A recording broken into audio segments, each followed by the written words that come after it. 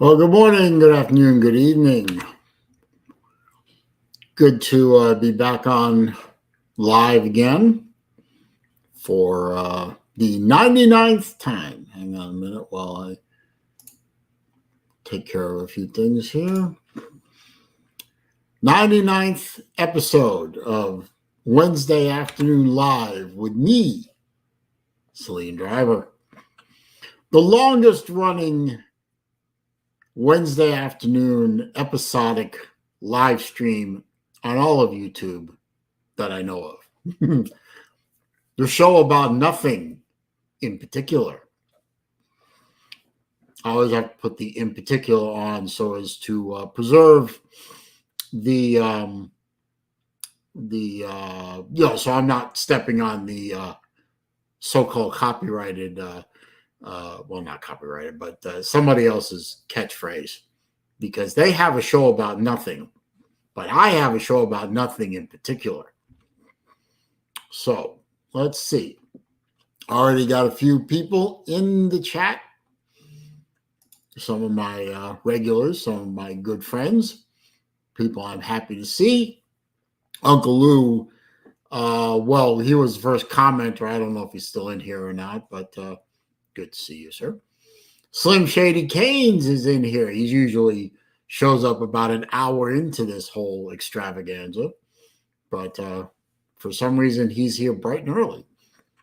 And, of course, the Battle Angel, the lovely, the vivacious, the probably one of the most patient women in all of YouTube, considering several factors. Lou says my intro is way too long. I don't care. It's my show, sir, not yours. You know, you've played music for 45 minutes before you said a fucking word on some of your live streams. And these are facts, sir. These are facts.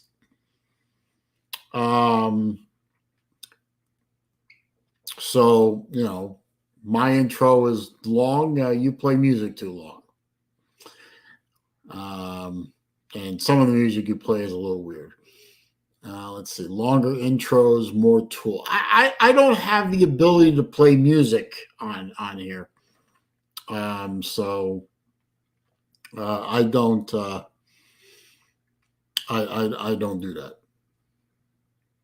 Lou's going back and watch the intro again. Good. Make a stinger or two while you're at it. Tenny in Love. I've never seen that ID before, but welcome to the show, sir.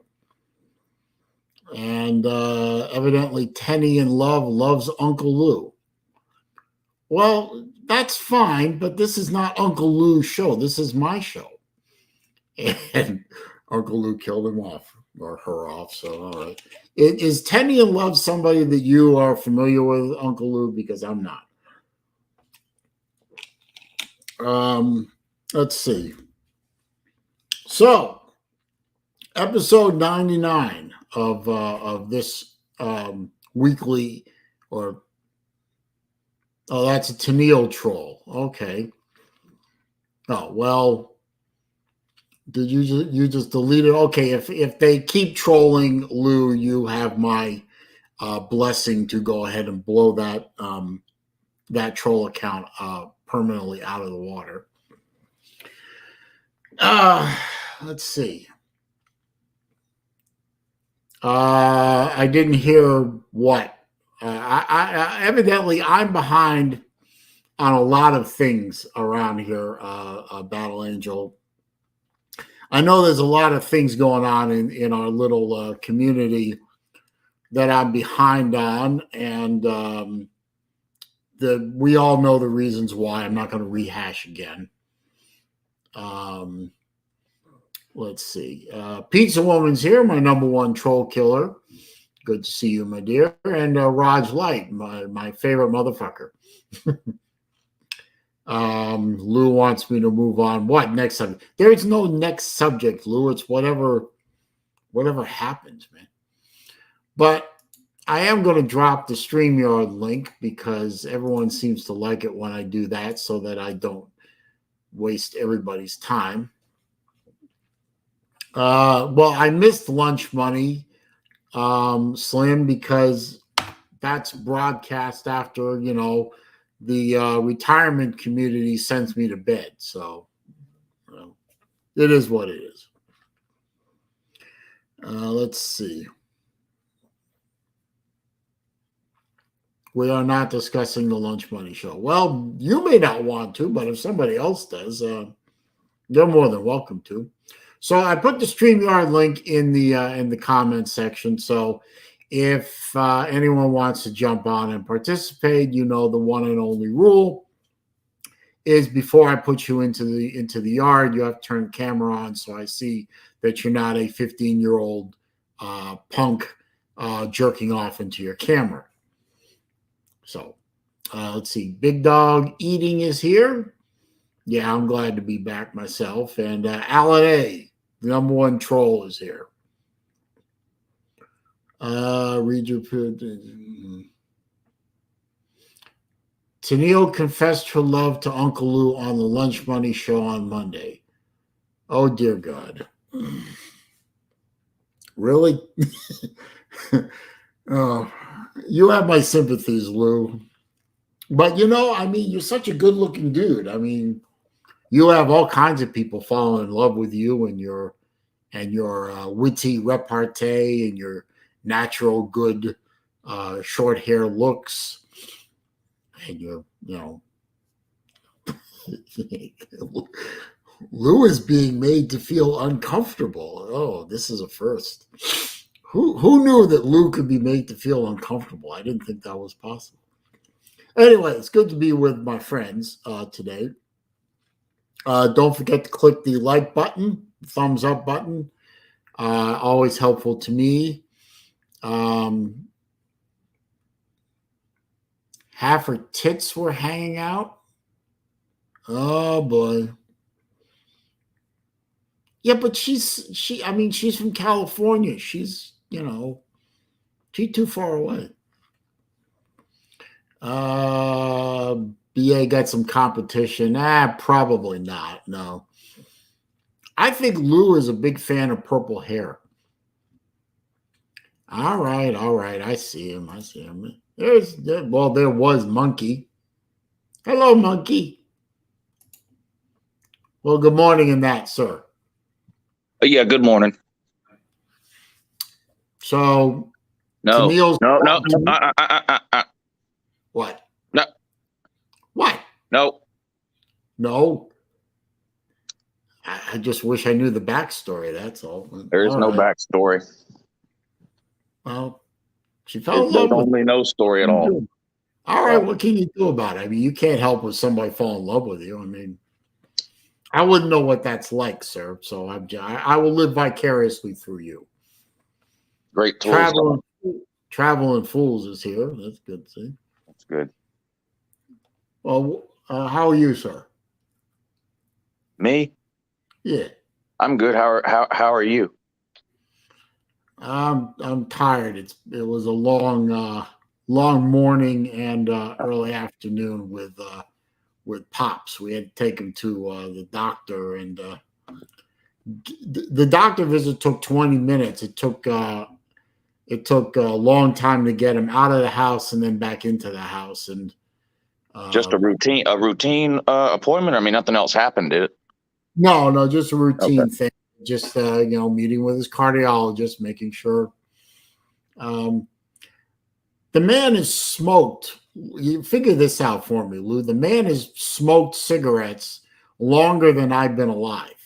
I didn't know your dad smoked. Oh yeah. A doctor that smokes. Go figure. Yeah. The man smoked longer than I've been alive, and yet he has clear lungs and 97% of his lung capacity. Wow. Yeah, I can't figure that out, and neither can my mom, really. So you hear stories like that, like people die of lung cancer after smoking for 15 years, and then other people have smoked for 80 years and lived to be 110. It's weird. Yeah, I don't know, but I'm grateful. I mean, right.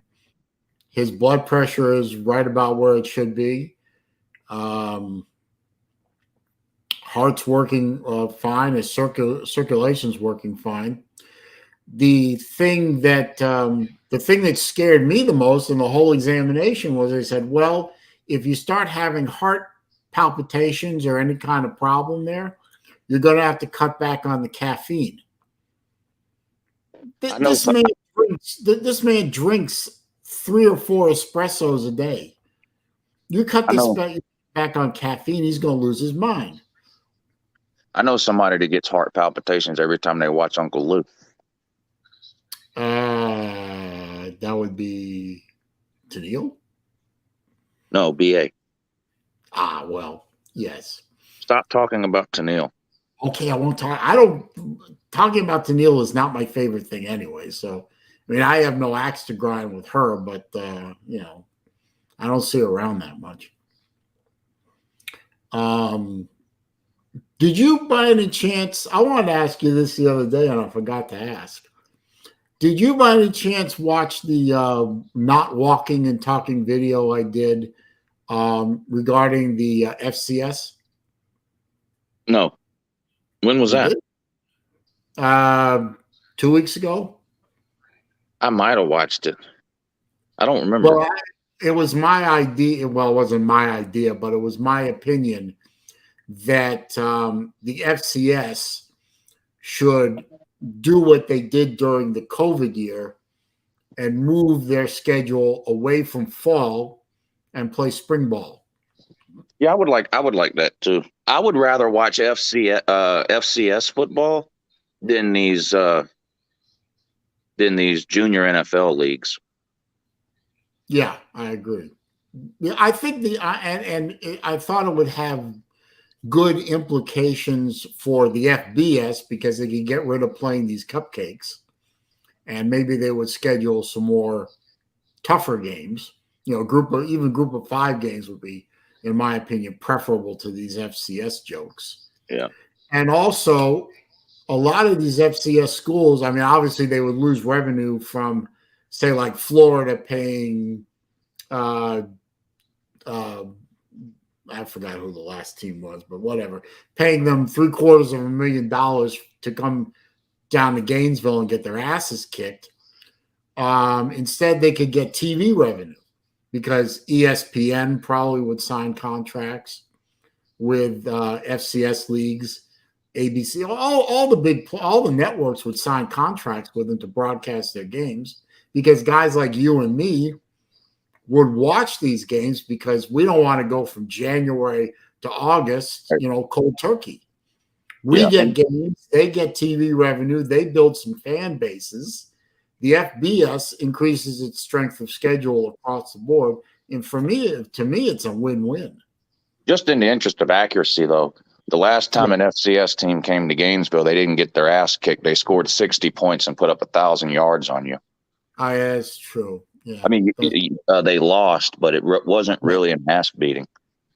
No, it wasn't. It was embarrassing to watch. I was live streaming that game, and I think if you went back and watched that live stream, you would see that I was quite unhappy.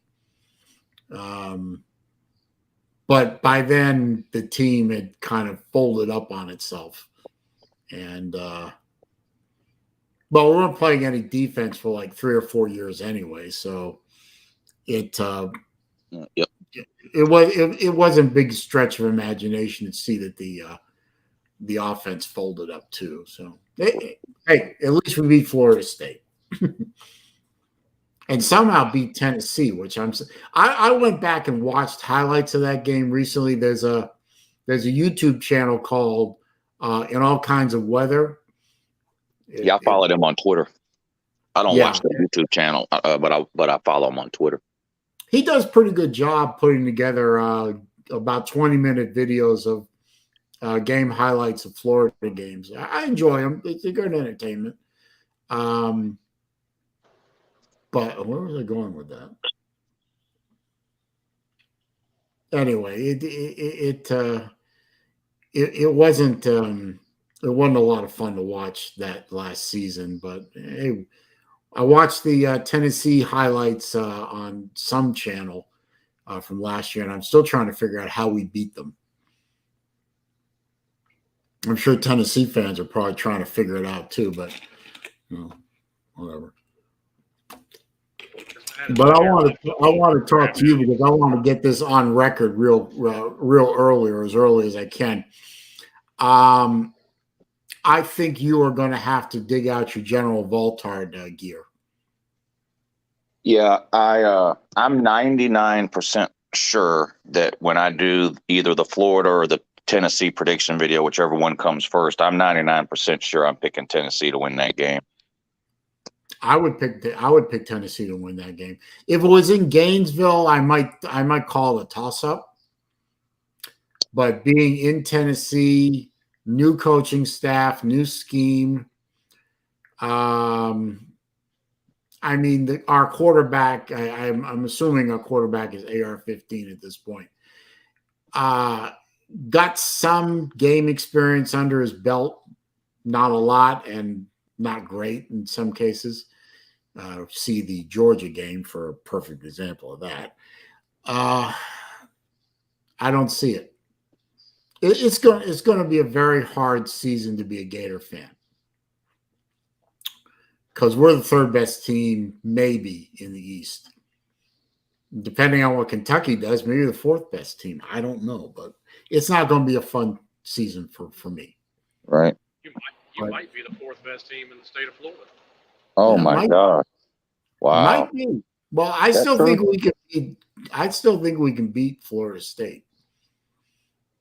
But Florida's down. I'm willing to say it out loud and in public. Just because you necessarily win a game doesn't make you a better team. I hear about how shitty my team is, but I don't know anything about an FCS team putting up 60 points on my team. No, you don't. Not yet. We beat our FCS team 77-0. Okay. 10-9 or 77-0. A win's a win. So I guess you could make that argument. But yeah, Florida embarrassed themselves pretty good last year. I'm hoping that with them actually playing some defense this year, it won't be quite as embarrassing. But I think the best Florida can hope for is a 7-5 season.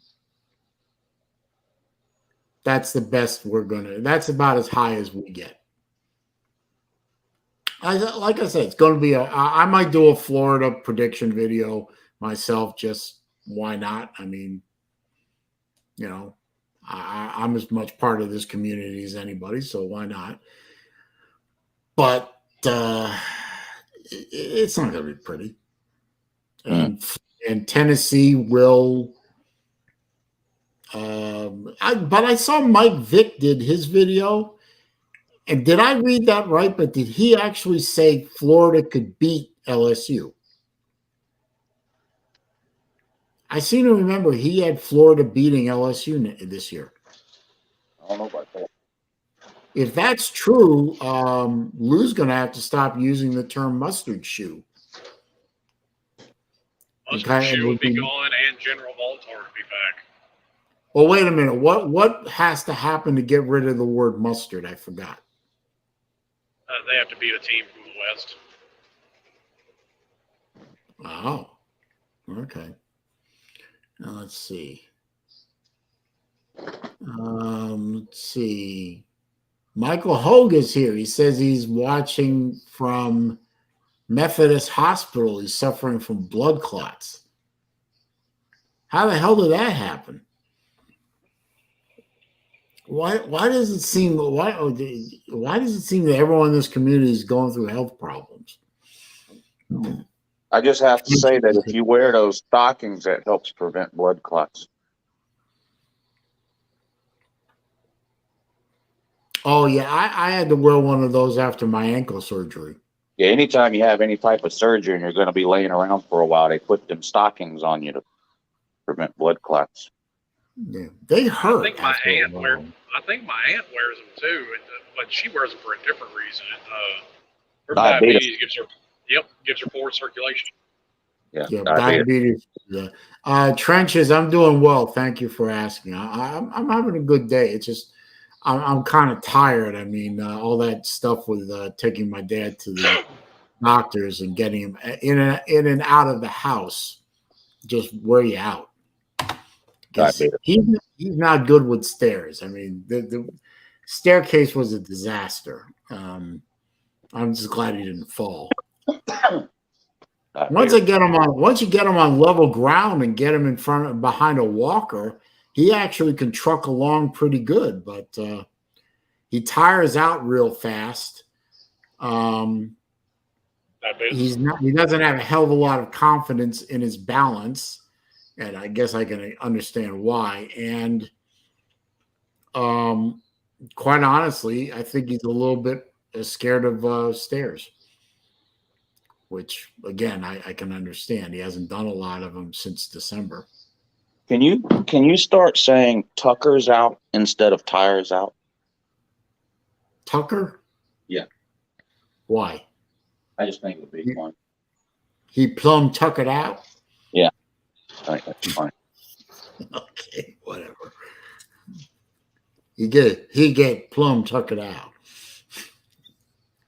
It is a better word. Well, it's a southern word, isn't it?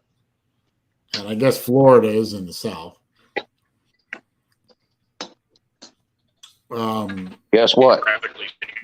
What's up?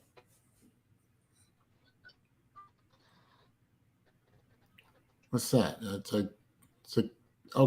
the casino chip.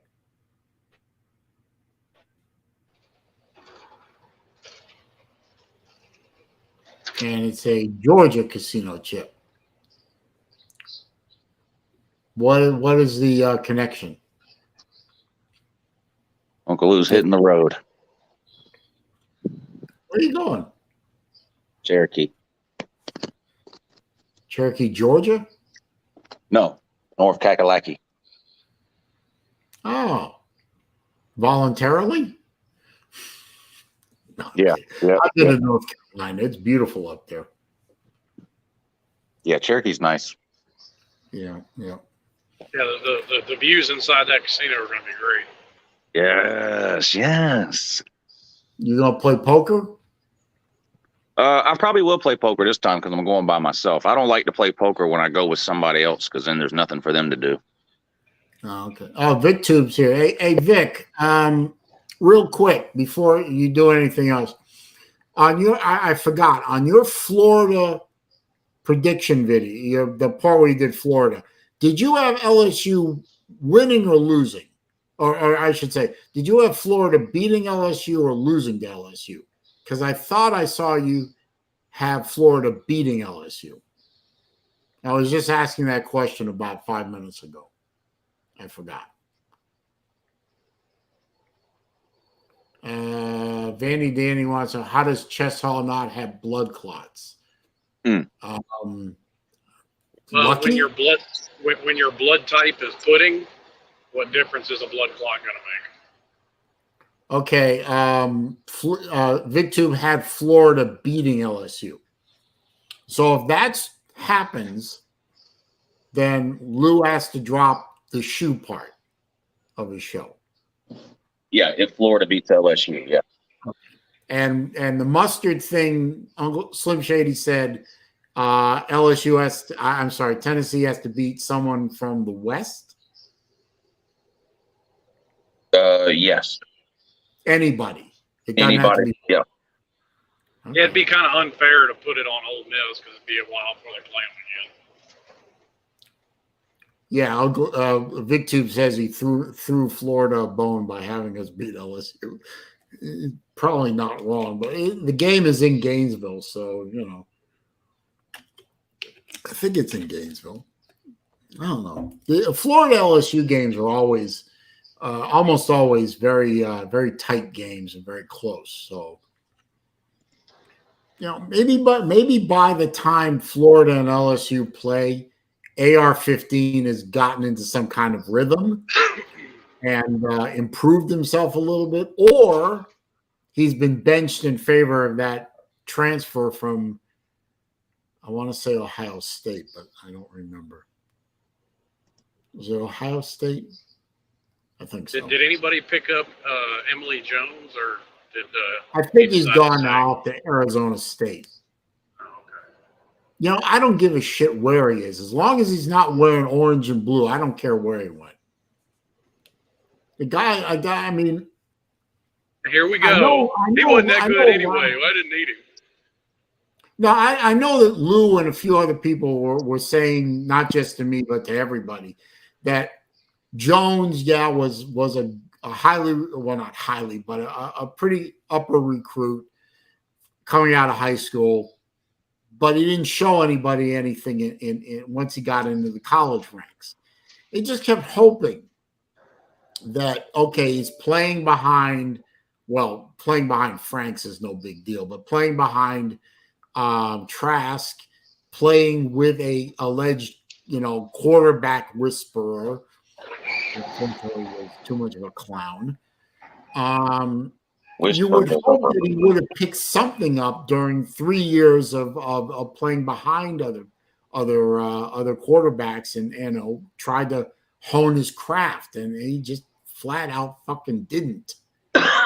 He didn't. I mean, that's a frustrating part for the entirety of Gator Nation is he spent 3 years, playing behind other quarterbacks and didn't seem to do a goddamn thing. Well, he did hone his craft, just not the craft that you wanted him to hone. He What's can up, run man? down. Run down a bookie like nobody's business. Well, But you know what? he just wasn't as good as Kyle Trask or Felipe Franks. Yeah, that's the damnedest part. He wasn't as good as Franks, and Franks was a disaster. Although Franks will always be remembered for the one play against Tennessee. That is his one and only highlight of his entire Gator career, was that Hail Mary at the end of the Tennessee game. Listen, I've seen Florida have worse quarterbacks. I mean, y'all had Rex Grossman, for Christ's sake. Rex Grossman wasn't that bad. Not Right? compared to Yeah, y'all Frank. had Luke Del Rio. Yeah, Luke Del Rio would have been a better example to cite there, Slim. Yeah. Or the restaurant, Applebee. Yeah. Jesus, he was. Why the hell they gave him a uniform was beyond me. I mean, I know the quarterback cupboard was bare after Urban Meyer did what he did to us, but you got to really be scraping the bottom of the barrel if you're giving a start to the river or the restaurant. I mean, Yep. or Jeff Driscoll. Everyone in Gainesville wants to forget Jeff Driscoll. I mean, Jeff Driscoll made Doug Johnson look good. And for those of you who don't go back that far, Doug Johnson was an absolute disaster. And that was during the Spurrier era. Doug Johnson came in and was the quarterback that replaced Danny Werfel. Doug Johnson has the reputation of doing to the Florida offense what no team in the 90s or the early 2000s could do to the Florida offense. Shut the Florida offense down. So basically, he did to Florida's offense what Grantham did to Florida's defense. Yeah, you could say that. But Doug Johnson single-handedly managed to give away games with the Florida Gator uniform on. And then he ended up, I remember when he ended up in Atlanta. I don't remember whether he was drafted or he ended up as an unsigned free agent with the Falcons. And I remember calling into WDAE and laughing my ass off at I think it was Steak Shapiro and a couple of the other guys, laughing my ass off thinking about, because I heard it all from them, because they were all Georgia guys, and I was living in Atlanta as a Florida fan. Talk about being lonely, a Florida fan in Atlanta. Mm-hmm. And I remember calling in and talking to Steak Shapiro, and I think it was Chris. What was his name? Chris Domino and Steak and the other guy, the other bald guy. I forgot his name. Nick something, I think it was. And I remember calling in and laughing at their damn asses because they used to make they just ride everybody's ass about how bad Doug Johnson was and what he did to the Gators. And then he ends up on the Falcons. I called him up and laughing at their ass because of what Doug Johnson, I said, what Doug Johnson did to Florida is now what he's going to do to the Atlanta Falcons. You might as well sell your season tickets because you're never going to win a game as long as he's your starter. But he wasn't our starter, so. Lucky for you. You never started. So, yes, Jerry, I call Doug Johnson a disaster. You know, you can throw for 7,000 yards and still stink up the place. He threw for a ton of yards. I don't deny that, but his decision-making was horrible. You used to watch that guy drop back and just flat out not see linebackers cutting across the middle, or just not see a corner, or not a corner, a safety coming over to help over the top, and just absolutely missing on reads. Okay. And then when was he at Florida? In the late 90s. Oh, okay. I think he played 97 and 98 and maybe 99. Okay. I don't know if he played 99. Okay. He ended up being replaced by Rex Grossman. I believe Rex Grossman was the next quick QB up. That's disgusting. Huh? That's disgusting. Who is Rex Grossman? Yeah, at least Rex Grossman went to a Super Bowl. He lost, but he went to a Super Bowl. So did Matt Stafford. What? What do you say? Matt Stafford went to a Super Bowl too. That's right. Yeah, he won. Right, but he won one though. Yeah, I was actually happy for Matt Stafford, not because he was an ex-Bulldog. I mean, it had nothing to do with it. What made me happy was a guy like him, who is really a very good quarterback and a tough guy, and absorbed a lot of punishment for a lot of years. Mm-hmm. Finally got out of that hellhole of Detroit, which I'm convinced Detroit will never go anywhere ever in my lifetime. Yeah, me too.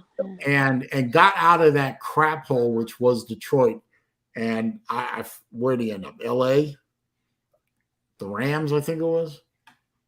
Well, never say never, Saleen. I mean, people thought the Florida Gators were going to be trash forever. They weren't. They aren't. And they'll be good again. I have confidence. Okay. But see, they're a dirty program going way back. I remember I saw a clip to try and get who was it they were trying to get it for? Was it Spurrier? I think it was trying to get Spurrier the Heisman.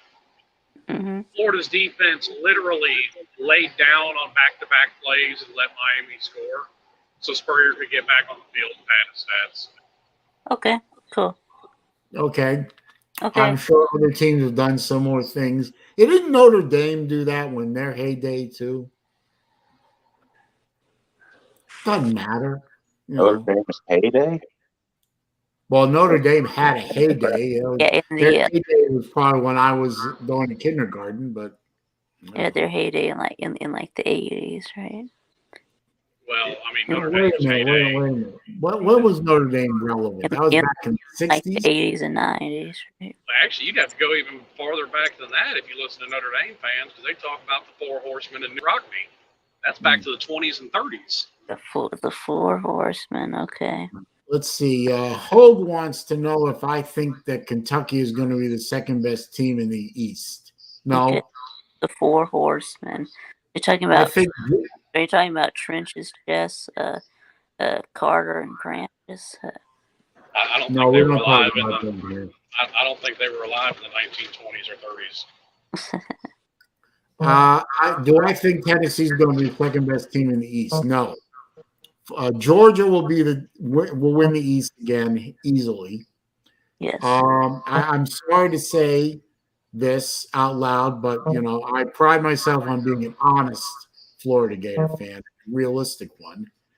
Tennessee will be the number 2 team in the East. Honest. And either Kentucky or Florida will vie for the number 3 spot. Actually, for Florida will be will come in 5th in the East. But Do you think Missouri is going to be better than Florida? no, I think Missouri's going to be worse than Florida. Okay, so it's Georgia, Tennessee, And name then them. South Carolina. Yeah, so it's I keep forgetting about South Carolina. You think South Carolina is the 3rd team in the Kentucky, East? Florida, and then Mizzou and Vandy.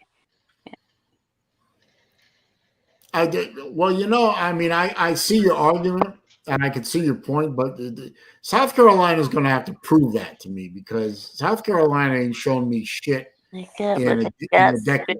They got Spencer Rattler though. Big deal. I know, big deal. I'm sorry, Spencer Rattler don't impress me. All right, well, the gold and blue dude thinks South Carolina is winning the East. You're kidding. Did he actually say that in public? Yes, he did. He actually did say that. Yes, them beating Georgia and winning the East. Yes. Well, according to Golden Blue Dude, Uncle Lou's Alabama prediction is wrong because Tennessee's beating Alabama. Hang on a minute. Real quick. It's great. I got 26 people in the stream. I'm very happy that y'all are here. Mr. McDavid's here. Jacob Watson's here. All the folks. Please click that thumbs up for me. I only have 8 thumbs up. Come on, you guys can do better than that. We have Tennille loves Lou. You can't silence my love for you, Lou. Go get her. I remember that. Yeah. Go get her, Lou. Pizza. If you don't do it, Pizza Woman will do it.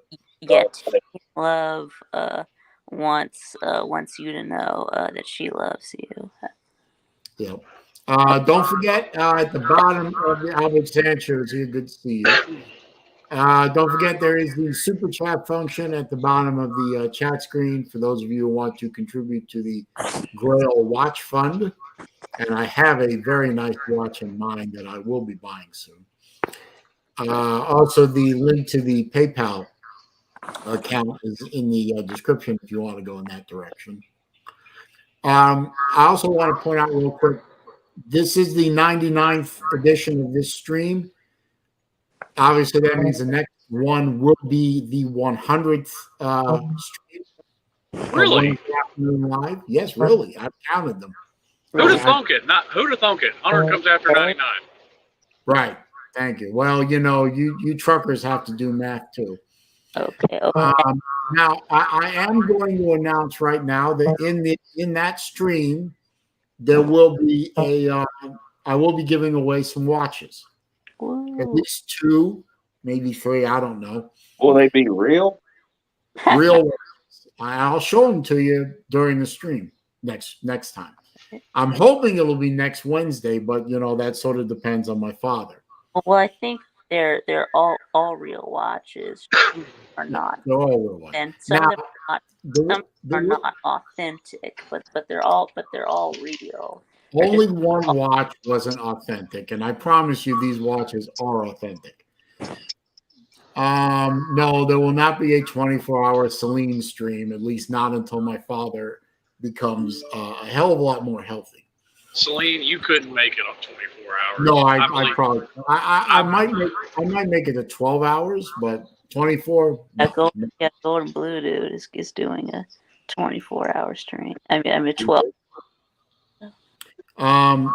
What I'll do with the watch giveaway is everyone who comes to the stream, I'll write their name down and I'm going to put it into a random name picker. And then what I'll do is I'll take a page out of Uncle Lou's giveaways and say, okay, if you contribute a super chat of $4.99 or $5, depending on the route you take, you get your name entered in as an extra. And if you go PayPal and put in $5, I'll put two names, two times, because 100% instead of 50%. So everyone gets their names in once, and then you can buy extra chances if you want. And then I'll make a separate video picking the winners and give away some watches, and there'll be some nice watches. I stored away some nice watches. A Swatch watch? No, probably G-Shocks, and I think I have a Seiko. It's a good thing that company wasn't from Croatia. Huh? Why? Croatia? Why? Yeah. What's Croatia got to do with anything? Well, it's called a Swatch because the company's based out of Switzerland. So if it was from Croatia, it'd be called a Crotch. Yeah. Well, now Swatch Group owns all kinds of watch companies. Yeah, they own some great high-end stuff. I know they own Omega. Oh. They own Glashut Original. Oh. That's why I said, Saleen, if it was from Croatia, it'd be called a Crotch. Yeah. And then they could steal Timex's slogan: "Takes a licking and keeps on ticking." I'm not giving Slim Shady a watch. Be wasted on you. Anyway, that's not very nice. Yeah. I don't think. Do you wear the watch I gave you before? You didn't give me a watch. Didn't I get you a watch from Slav Olympics 1? Nope. You ran out there, and I don't think I ever got you my address. So it wasn't an intentional thing. It just happened. No, I asked you for your address. I guess you never got me one. I know I had to send one to Vic. Yeah. Like I said, it wasn't an intentional thing. It just happened. You're really mad about it. Michael Hogue wants a Timex Iron Man. Well, if you go to Walmart, you can buy one because I don't have one. I'm not a big fan of Timex myself. It is a good Timex. Anyway, that will be the next episode of Wednesday Afternoon Live. Will be a watch giveaway. I'll just write everyone's name down. So everyone who comes into the chat, they get one entry. If you want to super chat $5, you'll get another entry. If you want to PayPal $5, you get two, because PayPal does 100% versus 50%. And somebody kill off the Tennille account, for God's sake, before Lou has a conniption. What's up, Ballard? How y'all doing? Yeah, I'm doing all right. Come on, Pizza Woman, do your job. That's why I count on Pizza Woman for this shit. Gonna make another one. Yeah, that's the second account that they've made. Yeah. Yeah, well, you know. The first one that they made got blocked on Pete's stream. So. J-Dub doesn't wear watches. He doesn't want to spend money on them. So, all right. Okay. Yeah, he's got other accessories He's got other accessories he'd rather spend money on, like whips and chains and rope. I was going to say handcuffs, but, you know. That too. I was given an abbreviated list.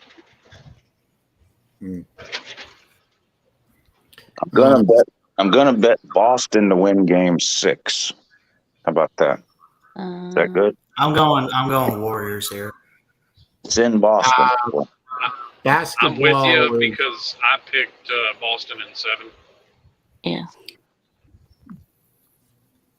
Basketball is sort of outside of my pay grade at this point in my life. Yeah, we know you don't care. He doesn't care for basketball. don't care is, yeah, it's probably accurate. You know what? I'm glad the Celtics did well this year. You know, it's good for the city. It brings in revenue and all that. And hey, I'm happy for Al Horford, former Gator player. Love to see him get a ring as a member of the Celtics. Love to see the Celtics raise a banner into the rafters of TD Garden.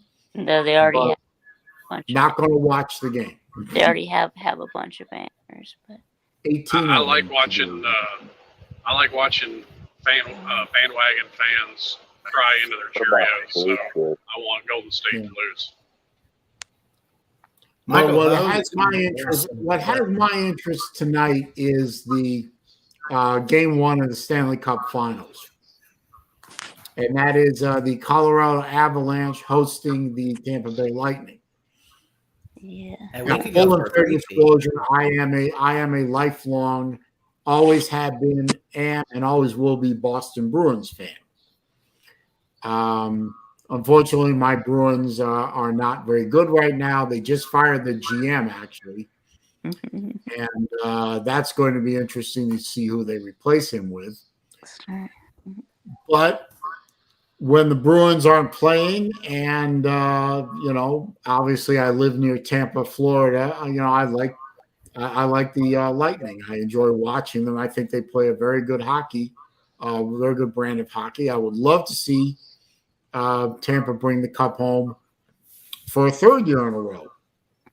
Not just because it's good, good for the area, but also because every single Canadian hockey fan is just going to grind their fucking teeth to death, knowing that the second most Southern team in all of hockey owns the Stanley Cup for 3 years in a row.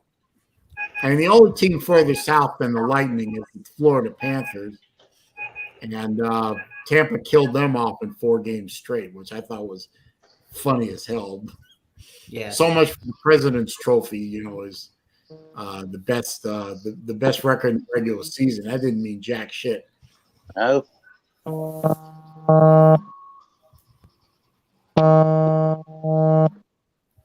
Why are you feeding back? It's not me. Yeah, do people in Tampa know they have a baseball team?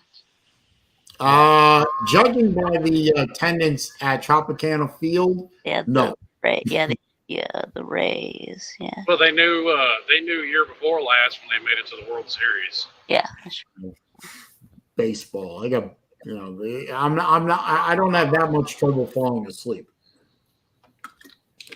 But I was watching a video yesterday. Actually, it was out of Oakland. It came across my YouTube feed.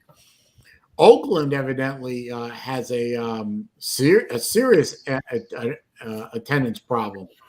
I think the game that they were featuring on the report, their attendance was 7,200. Okay. And what's their capacity? I don't know, hundreds, tens of thousands, really. But evidently, they're either contemplating moving or getting a new stadium or something. But the Oakland A's are, they can't draw flies. Well, I think a new stadium won't bring more people in. But I think the Oakland Athletics are about to do what the Oakland Raiders did, move their happy asses to Vegas. Mm-hmm. Well, wait a minute, Dick. Now, if you build it, they will come. Oh, That's what I've always heard. You build it, they will come.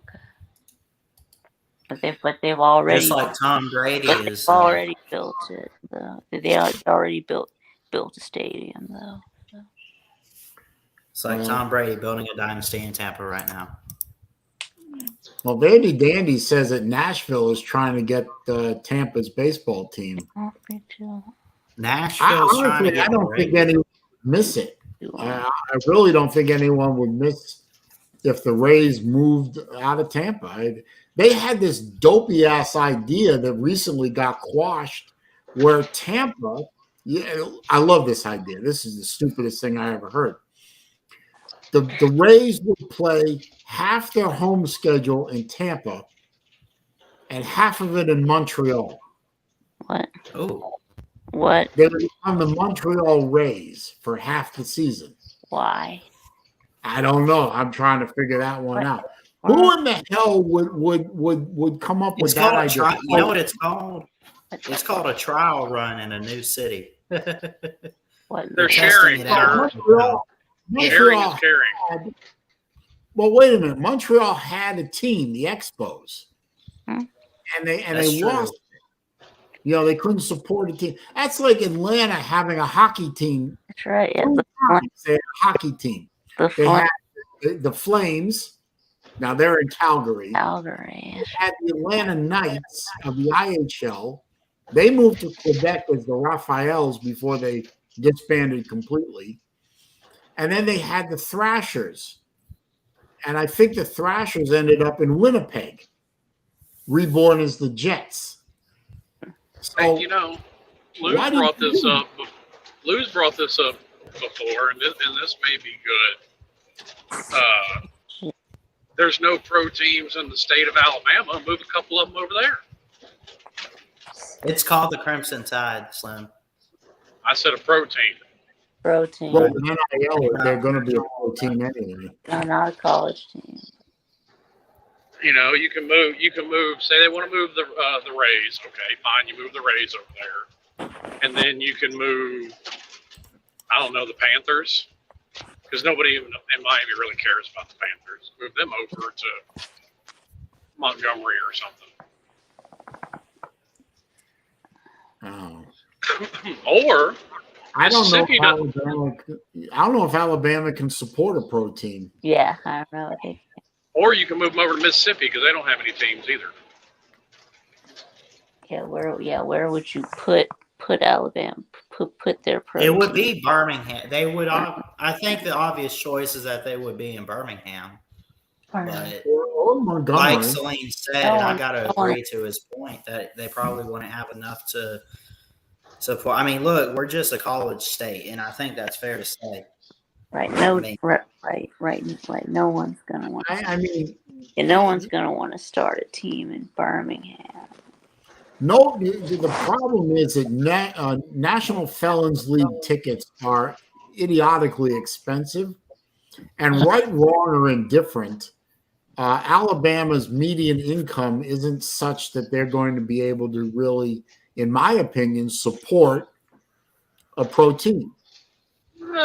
Now I've been to one pro game, and this was 2019.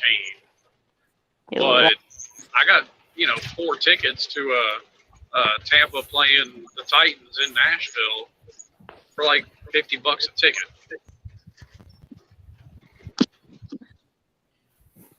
Oh, okay. Well, There is. yeah, What's up? they should put their pro teams in Huntsville. What about Huntsville? Mobile? Mobile, maybe. I would think they probably want to put. I would probably want to put the team in Montgomery because that's the state capital. Yeah, it's Huntsville. That's what I was thinking. No, Yeah, Huntsville is the best city in Alabama. that's why I joined the stream. There's not the population nor the financial base to support a professional team at a high level in the state of Alabama, and you couldn't put Alabama and Mississippi together. You put those two states together, you have a population of just about 6 million, and you don't have any in either of those states a large enough city. The Birmingham metropolitan area is smaller than Des Moines. Ooh. It's smaller than St. Louis. It's no way it can support Major League Baseball. It's almost like nobody wants to live there. Yeah. I want to live here. No, you don't. You were forced to move there. Yeah. Got a But I point, love it. Ballard. But I love it, and I'm not going back to Florida anytime soon. Yes, you will. Hell no. Put Mississippi. Yeah. Why? Yeah. I don't know why Let's Alabama. keep the cussing to a minimum. why Alabama would want to combine with Mississippi. I mean, Mississippi is the most podunk state. So I mean, If you're gonna hold on, Well, Rob, it's hang on. It's close, Vic. I give you, it's very close. But Arkansas could give them a run for the money. there's an old saying that why do people in Mississippi love people in Arkansas? Because Arkansas keeps Mississippi from being the worst state in the union. everybody keeps lagging. now Jacob, is that counting the fake injuries and what he's saying? Is it just me, or is it lagging for anyone else? How can you tell it's lagging when no one's camera's on? I don't see any lagging. Well, the sound. Yeah. No, sounds fine to me. About the injury thing that Jacob brings up, I remember seeing a meme the other day. It was kind of funny to me. That showed LeBron watching a TV and wondering why, hockey players who go down and block slap shots get up and start skating again when he can't get up after a hangnail. I thought that was kind of funny. It kicked me. I know it kicked you out, but I didn't kick you out. Something kicked you out, but you're back in. Okay. I haven't got any lag at all, but yeah, Lou is right. Nobody's camera's on. That probably explains the lagging because it kicked me out. So I guess it was on my end. See, Vic But trying to blame everybody else, and it's him. I'm looking forward to the Stanley Cup playoffs, the finals. I have a little bias, being more of a fan of Tampa than Colorado. Mm-hmm. I think Tampa's going to win the series in 6. Vegas thinks that Colorado's going to win the series in Yeah. I don't know who you talk to, either 6 or 7. Colorado doesn't have the goaltending that Tampa does. So that high-powered Colorado offense is going up against arguably the best goalie in the world right now. I would normally root for anybody to beat a Florida team in the Stanley Cup, and I do hope that the Lightning lose, but that doesn't mean that I want the Avalanche to win, because I'll never forgive the Avalanche for once upon a time being the Quebec Nordiques. Florida team. Yes. Wait a minute, you got to explain that. Why is it being that the Nordiques moved to Colorado is a bad thing in your eyes? And try and do it in 50 words. Because it's a hockey team in Florida. So No, Colorado, not. yeah. Well, in Colorado, it was tough the year they won it. I love it that Ray Bork finally got his cup. Being a Bruin fan, I appreciated that too. Yeah, I would have rather he got it wearing a bee sweater, but it was great that he got to skate the cup one time before he retired. My problem with those Avalanche teams was that one of my most disliked players ever in the history of the NHL, Patrick Waugh, was in goal, and I couldn't stand Waugh. Could not stand that guy.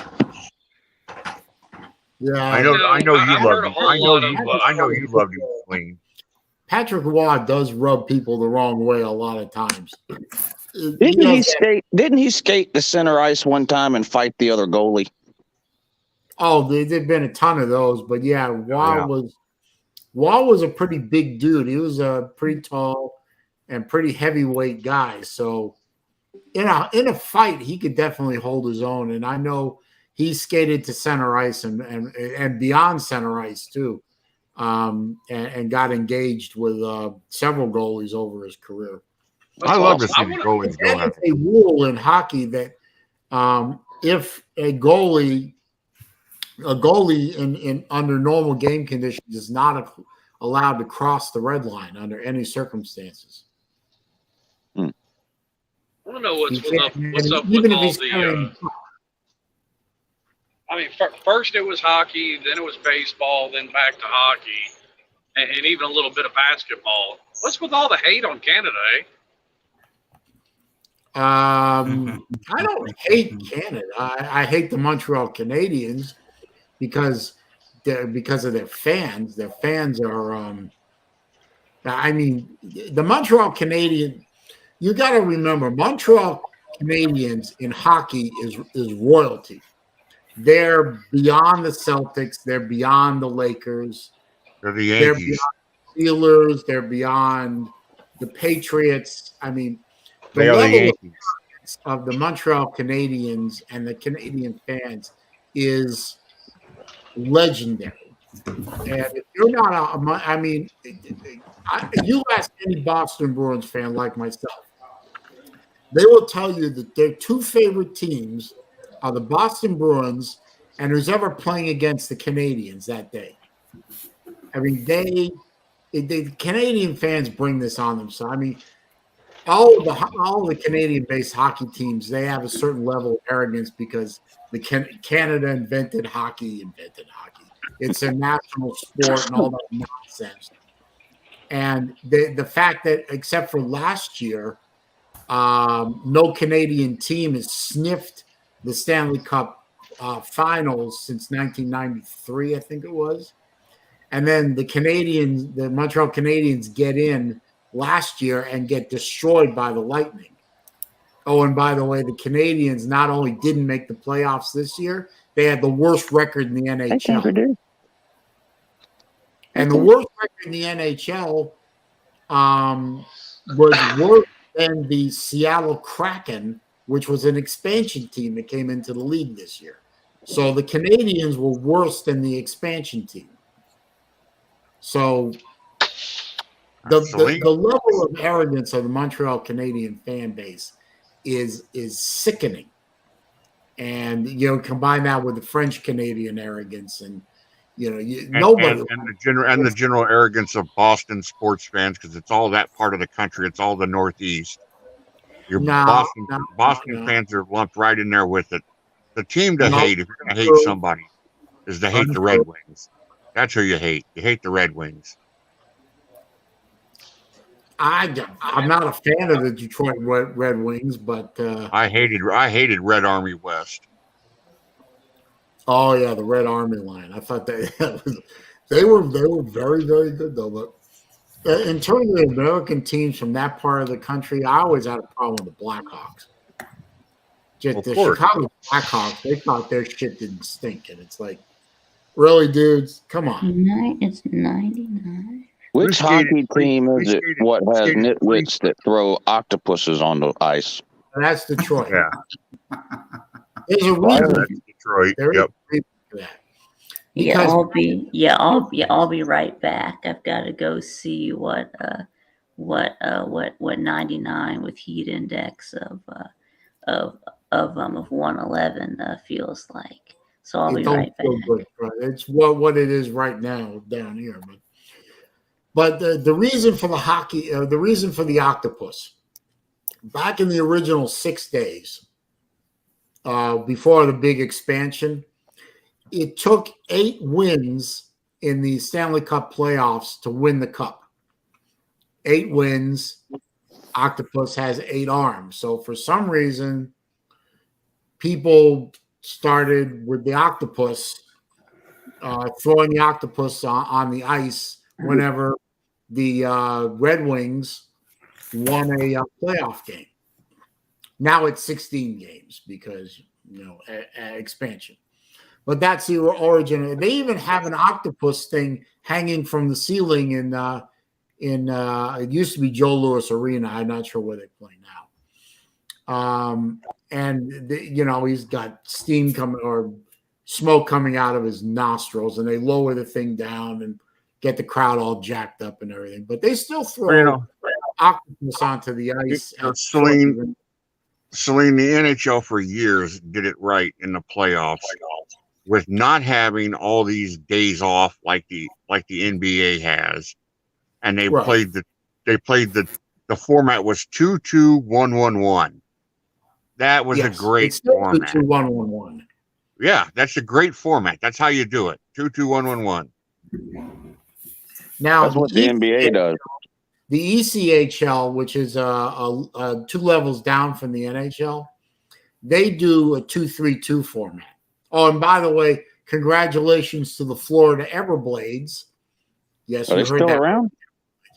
Oh yeah, they've been around forever. They play down in Estero, which is just outside of Fort Myers. They won the Kelly Cup, which is the CHL championship. They won the Kelly Cup 4-1 over the Toledo Walleye, which was great for them. You know, I wish the games had been broadcast on TV somewhere. Somebody posted on Twitter earlier a screenshot from their weather app on their phone. Yeah, it was the weather in Knoxville, and it said temperature 94 degrees, and then below that it said feels like 98. Oh well. Right now here it's about 93, feels like 105. I don't think anybody got that except Ballard. 1998. Right over. Yeah, it went right over Saleen's head there. Yeah, it went right over my head. Yeah. Feels like 98. That's what Tennessee fans have been saying since 1999. Well, they're going to Feels like 98. Feels like 98. Tennessee ain't going to sniff the playoffs this year. No, I missed that one, Lou. You got me. I missed that one completely. But that's okay. I am quite sure that the people in Omaha are thrilled to not have the Tennessee fans come there this year. They'll be excited about that. Yeah, what happened to Tennessee? I mean, Tennessee was a baseball school. They were all jazzed up that they were the number 1 seed in the entire College World Series. Next thing I know, BVD's making a video saying that Tennessee got knocked out by Notre Dame. I thought Tennessee didn't they used to be a basketball school, Uncle Wu? I think they were a basketball school before they were a baseball school. I think now they're just a condiment school. Sorry, in typical Miami fan fashion, ranked number 6 in the country and hosting your own regional, but you lost in the regional, so fire the head coach. Rod says they blowed their load way too early. You used the wrong there, but yeah. By the way, while I'm at it, real quick, definitely, I know if you're a thoughts and person or a thoughts and prayers person, definitely keep BVD in your thoughts. He is in bad shape. This thing he's been going through almost a year now. It doesn't look good for him saving that leg. I think they're probably going to have to take it off just below the knee because that foot is not recovering. It's getting worse. According to him, according to the pictures I've seen, I've showed my father some of those pictures, and he just kind of shook his head. Obviously, you can't diagnose someone from a picture, 500, 600 miles away, but keep BVD in your thoughts and so on, because no matter what you think of Keith, whether you're neutral, whether you're like him, whether you're like whatever, nobody needs to lose a body part this way. This is not a good.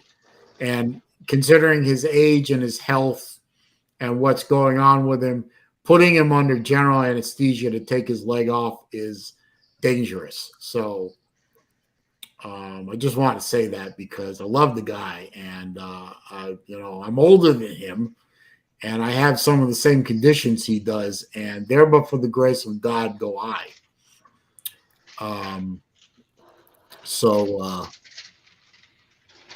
Just if you can do anything for BVD, even send him an email, shoot him a few bucks in his PayPal or whatever you can do for him. Just help him out with something because he don't need that. And we don't need to lose a member of this community.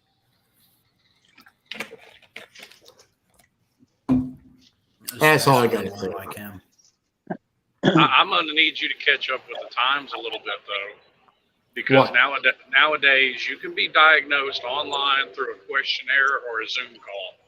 So Yeah, but my father is a retired physician, and he does not want to have any illusions from anybody that he was diagnosing someone that he doesn't know and has no connection with, and so on. So I want to make that perfectly clear. Saleem, it was a joke, sir.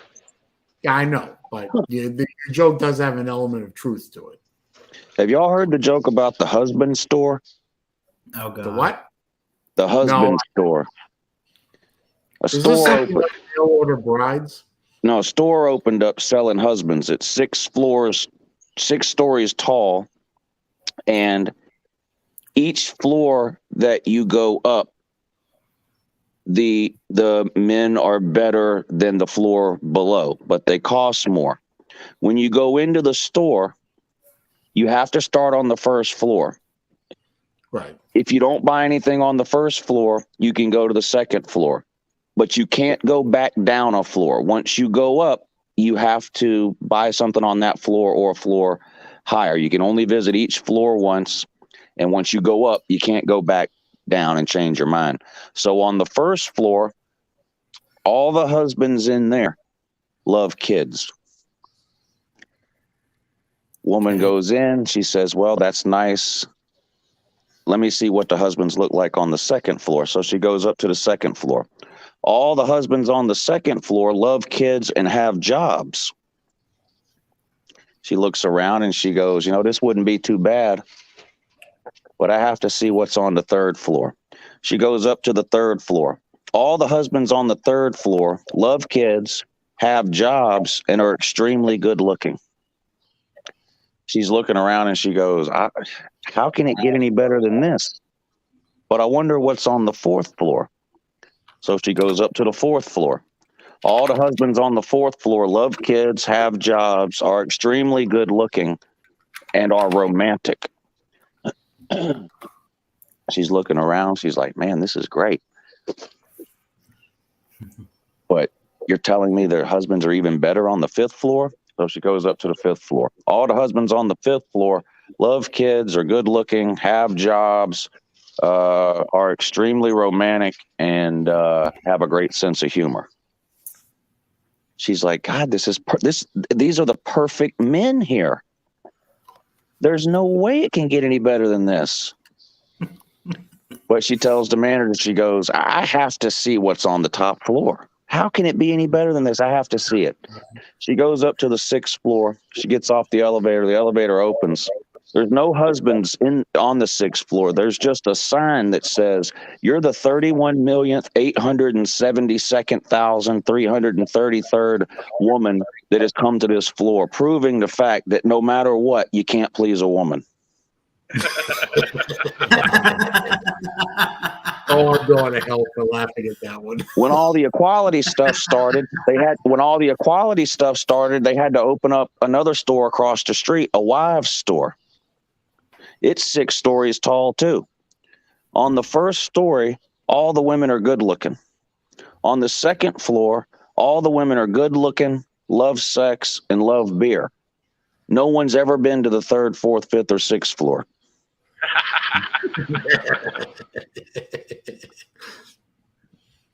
Do they have a floor where the women are good looking, love sex, love beer, and have no vocal cords? Maybe. But that's the MGTOW floor.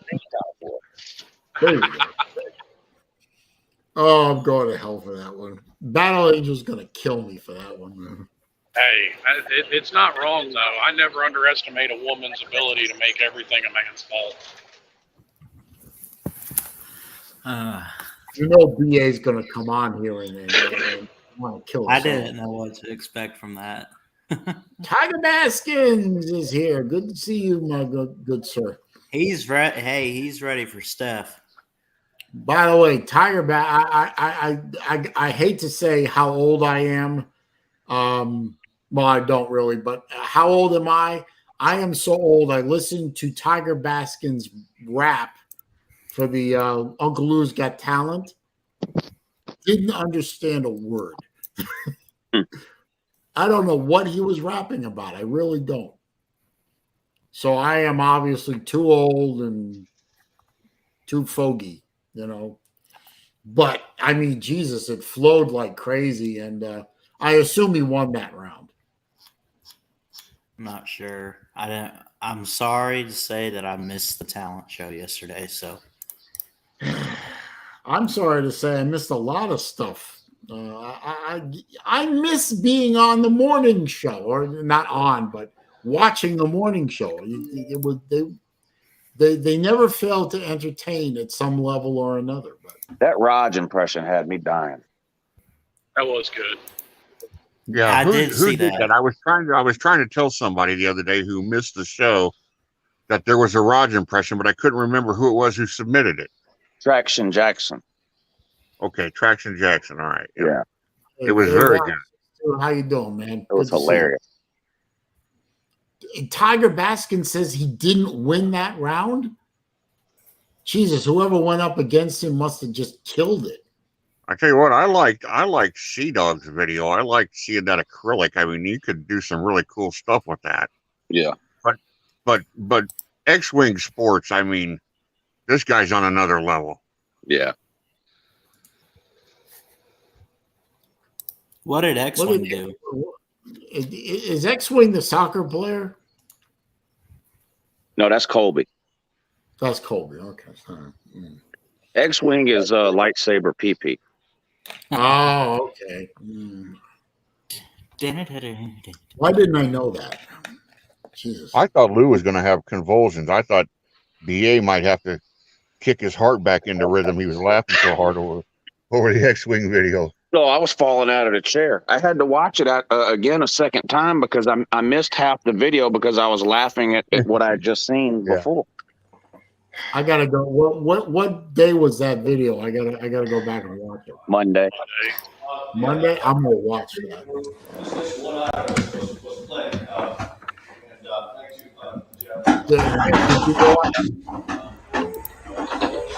We gotta mute too much noise. I was gonna ask Vic if he went outside and felt the heat and what that felt like, but.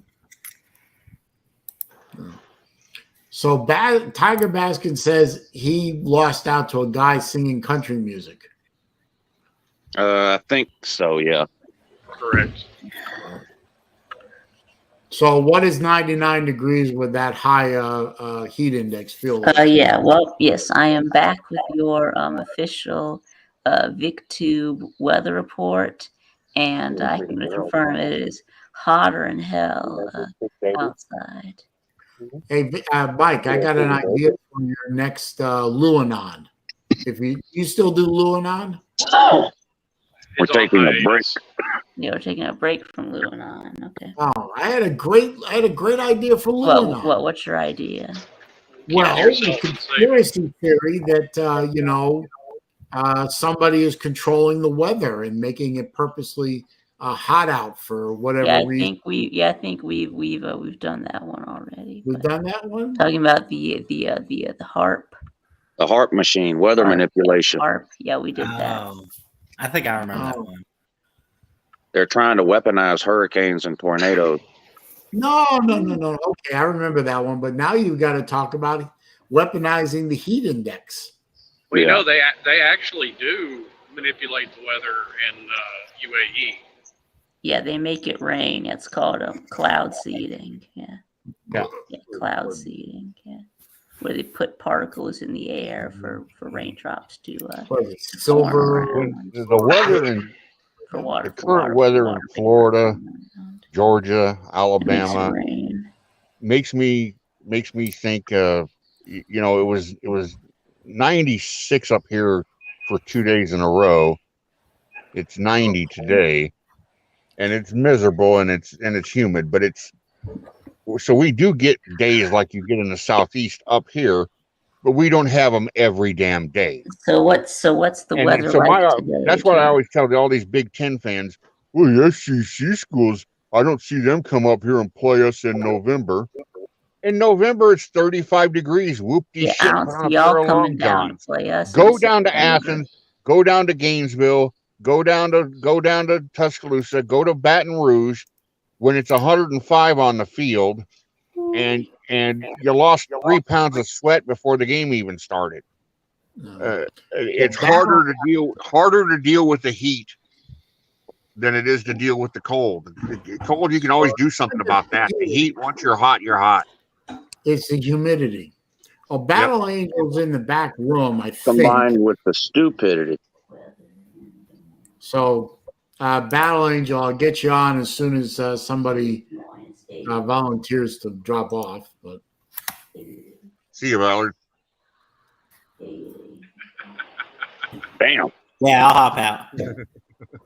Bye, Ballard. you don't have to. You just have to drop out. You don't have to leave. Yeah, Go it into the is. back. Yeah, I'll it bring you. is. Yeah, Yeah. it is 80 in Des Moines. So yeah, it is 80 with a Well, heat index of and 85. then Battle Angel's camera goes into convulsions. Yeah, Focus. it is 80. Take her out. It is 80. Battle with a heat Angel, index of log off and 85. log back on. Yeah, why don't you try 99 Focus. with a heat index of 111? No, you can have it, Vic. I'm more than happy to let you have it. It rained for 4 hours straight last night, so that was great news because I knew that was breaking the humidity. So good. We could use a little rain. We hadn't had a lot of rain the past couple of days. It was great for the field. We needed the rain. The grounds crew was tickled today. We had a 12:08 first pitch. Won the game 2-2 with Omaha in the bottom of the 8th. Men on first and third. 1 out. Little 2-hopper to the shortstop, and yoopee! He sailed one down the right field line. Barehanded the ball running in. Did like an underhanded little flick, and it went all the way down into the bullpen. A 2-run throwing error, and I-Cubs win 4-2. What's up, BA? Nothing. The I-Cubs. I didn't even know there was another Cubs, but thought there was the Chicago Cubs. Yeah. It's the Iowa Cubs. Since 1982, they have been the AAA team for the Chicago Cubs. It's the longest constantly attached AAA parent club combination in all of minor league sports. No one else has been. Minor league. This is 40 years. Des Moines has been linked to Chicago. And a lot of times AAA teams change about every 6 or 7 years, but it hasn't been the case here. That's alarming. Yeah.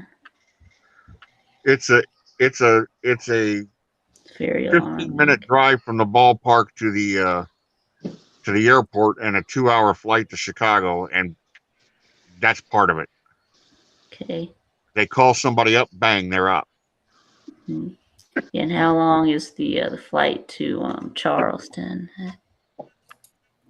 From Des Moines? Yeah. I don't know. You'd almost, if you left Des Moines and you were going to Charleston, you're going to have to fly through Atlanta. I guarantee you that. Okay. If you leave the airport here and you're going anywhere in the southeast, you have to go through Atlanta. Everything that leaves Des Moines either goes through Atlanta, Denver, or Detroit, or Chicago, one of those 4 places, or Dallas.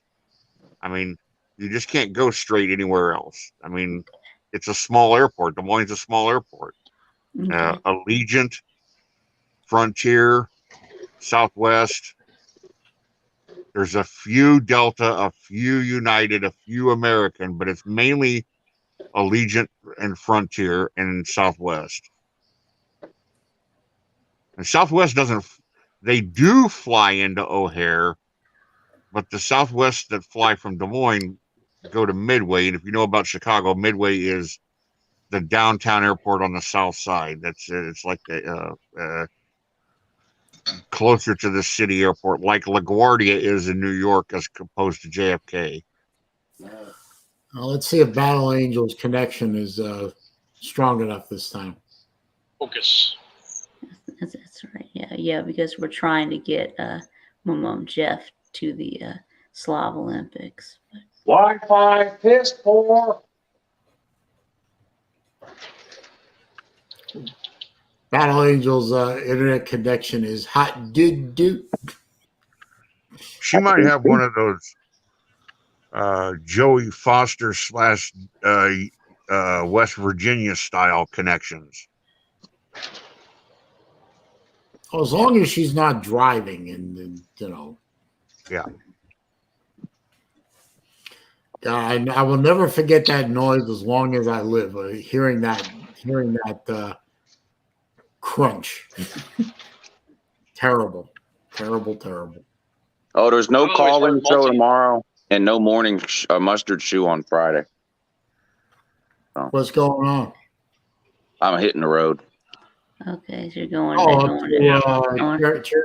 You're going to Cherokee. Yeah, but I thought you just went there though. Went there in March, Oh, okay. right before the Slav Olympics. Okay. There will be a mustard shoe tomorrow morning, Okay. Good. unless I get antsy and leave sometime before then. Okay. But I'll let you know one way or the other. Okay. I mean, if I'm not going to do it, I'll let you know ahead of time. Oh, okay. Yeah, okay. How's the Slob softball game planning and everything coming along? Good as far as I know. Let's see. It's two teams, right? There's Rogers' team. Who's the other guy? Traveling Fools Yeah. team. How'd you not end up being a team captain there, Lou? Didn't want to? It's kind of nice just to be able to show up at something and not have to worry with the planning. Yeah. I can see that. Yeah. I mean, me and Pete kind of organized the Slav Olympics, so this was Rogers and Traveling Fools deal. Right, but mostly Raj. Now Lou goes to the casino. What are you playing in the casino, Lou? Or are you playing Texas Hold'em? Are you playing draw? What are you playing? When I play poker, I only play Texas Hold'em. Okay. Texas Hold'em. Do you play roulette at all? Because that's really the only thing I do in the casino is roulette. I play roulette sometimes if and I only bet on red or black. I don't pick numbers, but okay. So you can't win a lot of money really, but very rarely do I play roulette. I get bored with roulette. I like things that at least involve a little bit of skill. Skill. There's no skill in roulette. No, Michael Hogue says Lou, you want to get in an argument and get thrown out of the game. Yeah. Yeah, I want Michael Hogg to try to throw me out of the game. Is that sort of on the same level as not pulling forward at the drive-through? Getting thrown out of the game? Yeah. I'll let you know after the slop softball. All right. Wish I could be there to see that. I really do.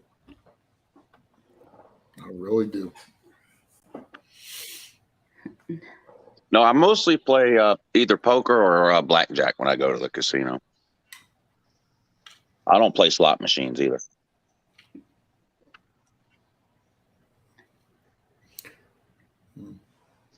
The one time I went to a casino was actually on the ship I was on.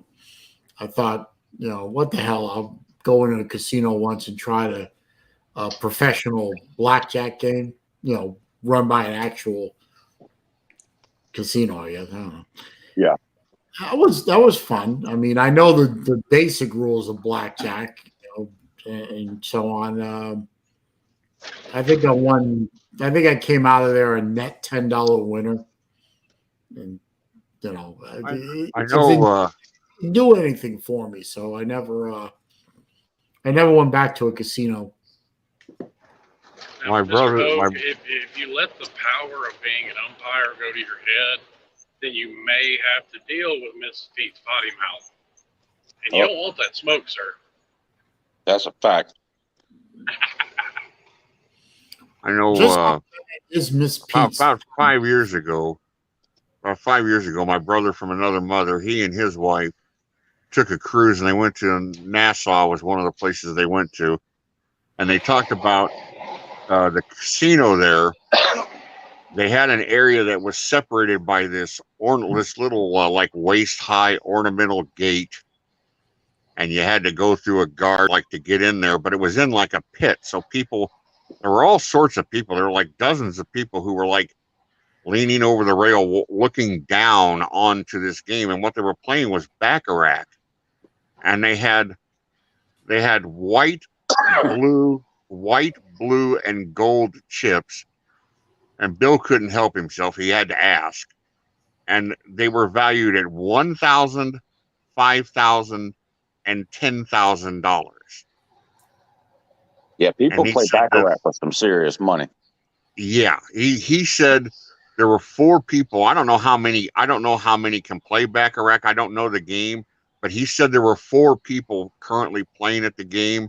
And once he got told what the value of the chips were, he guessed that there was probably somewhere between $1 million to $2 million on this table. And the women that were at the table were, wearing diamonds and looked like, movie stars, and, and you couldn't even get anywhere, big security all around it, but you could look down and watch it, Was it Chinese people? I have no idea. I don't know. He just said they Chinese watched it. people love that game. They watched it for like a half an hour, and couldn't tell who was winning and who was losing. It didn't. I remember he said nobody's pile went really high, nobody's pile went really low. I said, man, if it's $50,000 to walk through the ornamental gate to get to the table, if you got to bring $50,000 worth of chips just to get into the game, wow. Yeah. What is baccarat? I'm not familiar. I have no idea. I don't know what it is. It's cards, but I don't know how you play it.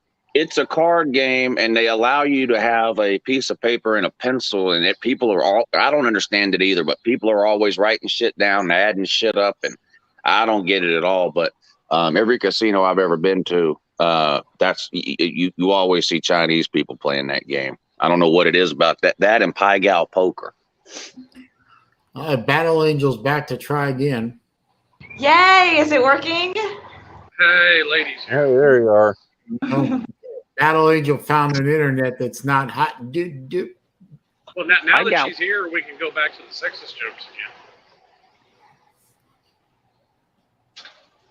Oh yeah, that was my question to you, Saleen. So, are you wanting like a deaf mute woman? Is that what you're saying? No, not deaf. Mute, maybe. I don't know. Yeah, she's got to be able to hear you. I shouldn't be making these kind of jokes because Battle Angel knows where I live now. Mute would be optimal, right? Like.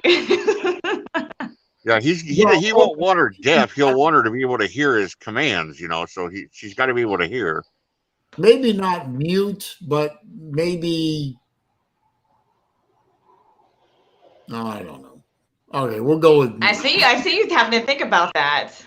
Yeah. Well, choose your words very, very carefully. I want her to talk a little bit, but maybe, I don't know, maybe not have opinions. No, I don't. Damn it, man. He's looking for a librarian. The hole deeper. The hole is getting deeper. What are you looking for? A librarian who can cook? See, Saleen, we didn't know this before. He's really into that old Japanese culture where women are seen but not heard. Yes. I like Japanese food. I don't know. I don't know what I want. I don't know what I want, Battle Angel. So I don't know. How about not crazy? I'll take not crazy. Those are very few and far between these days, though. Yes, I know. Yeah, you got a better chance of finding a unicorn, sir. Those are Let's facts. see. Those are Jesse facts. says, "Go buy a blow up." I assume a blow up doll is what he means. Saleen, I wish your father the best. I'm going to step out. Thanks for having me in the room.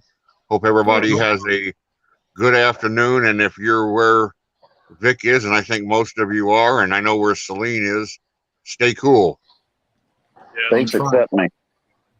Yeah, it shouldn't be a problem for you, Jada. The hashtag 80 degrees. That's like there was a recent study very that hot in Iowa.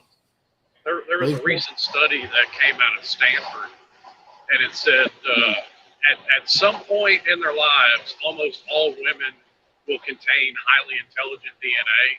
Unfortunately, most of them spit it out.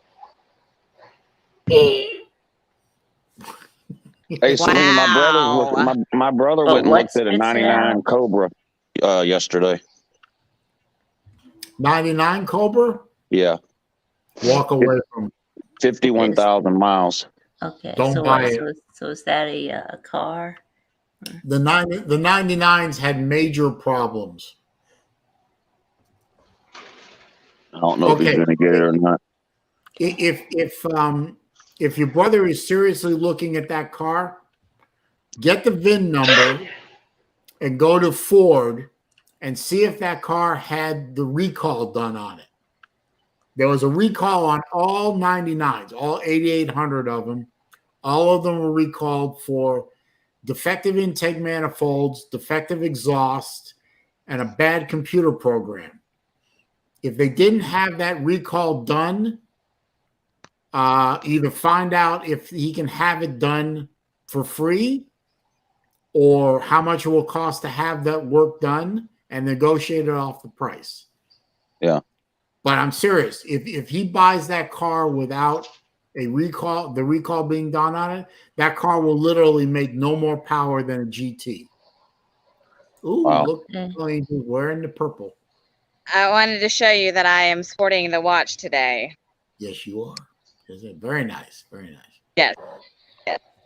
Now, yeah, the 99s had a major. It was a bit. If you go on to what was the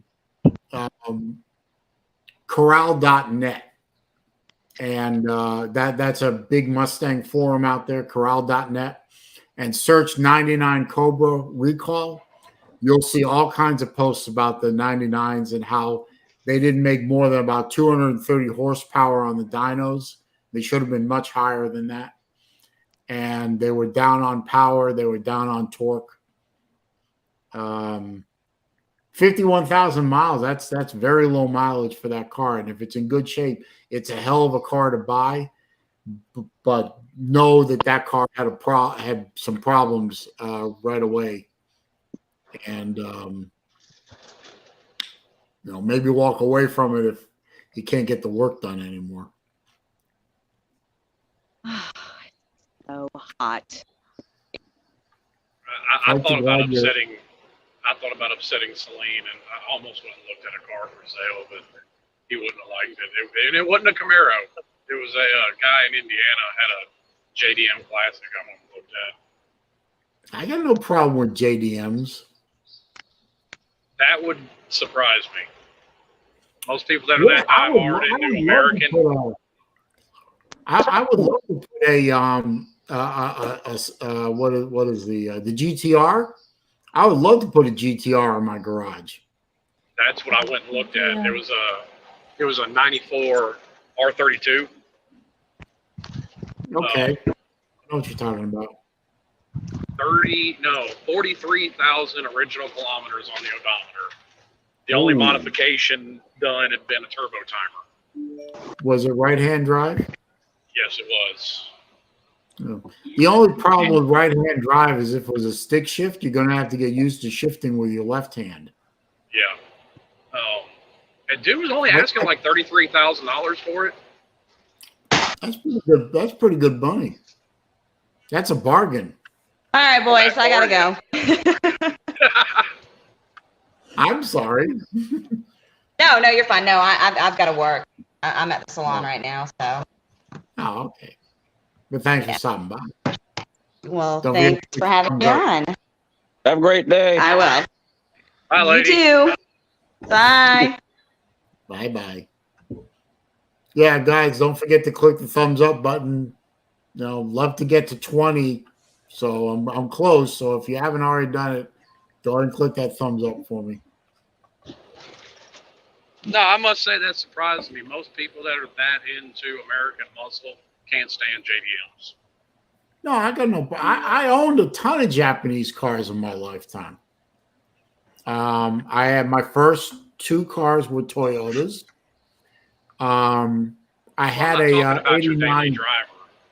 Huh? I'm not talking about your daily driver. I'm talking about as far as having a performance car.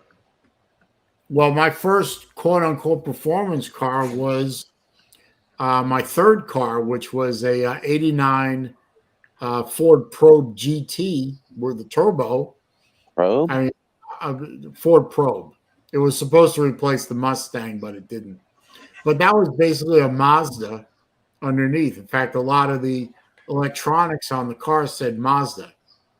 Oh yeah, they put the same motor that was in the Mazda Miata. They put in Ford Escorts. If you pop the hood, it had Mazda valve covers on it. Yep. And that was the first car that I ever modified. Now, the first 2 cars I did little things, cosmetic modifications. The Probe was the first one that I ever did an engine modifications. I turned the turbo up on that thing pretty well. Normally, those things made about 8 pounds of boost. We modified the car for 14 pounds of boost. That thing was pretty damn quick, especially when we got the suspension figured out. That was a lot of. I got to say that car was a lot of fun to drive. I enjoyed the hell out of it, and owned it for about 6 years before I traded it in on the next car up the chain. Probably weighs about half as much as a Mustang too. No, actually, believe it or not, the Mustangs of that era were the Fox bodies, the 79 and 93s. You could get a Fox body Mustang, didn't weigh a heck of a lot more than the Probe. Probably within a few hundred pounds. Just depending on which car you bought. If you bought an LX versus a GT. But I remember hearing from the dealership, the guy who sold it to me was a friend of mine. And he told me 2 months after I traded the car in, it came back on a wrecker. The lady who bought it off the used car lot blew the motor up. Dang. Well, one of the mods I did was a boost controller that was in the engine. It was basically a knob with a lock on it. You turned it all the way up according to the instructions. It's from a company called HKS. Turn that boost control all the way open, back it off half a turn and lock it. Drive the car and drive it up to red line in all the gears that you could and see where the boost would cut off. If you hit the boost limiter on the computer and it turned off, stop the car, turn the boost back down. I spent an evening doing that, got the car just right. Wouldn't cut the motor off in any of the gears. She evidently opened up the hood, saw the knob that said boost control, and unlocked it and turned it all the way up and sent number 3 piston rod through the block. That'll do it. Yep.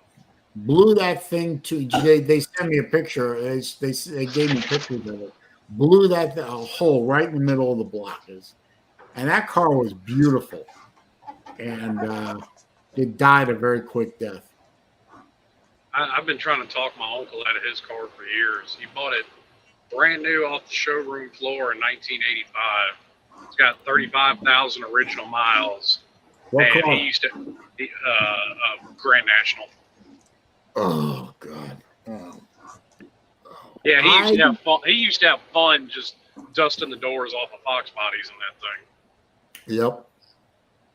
I grew up in that era, and I saw them then when they were brand new, and they were really nice looking cars. The GNX was the best one of them all, but the regular Grand National was just a beautiful car for what it was, which is an old G body. And they were faster than the Corvettes of that era. Yep. And GM didn't like to advertise that fact. And I wish I had bought one. I had so many cars from that mid to late 80s era, which compared to nowadays, they're crap.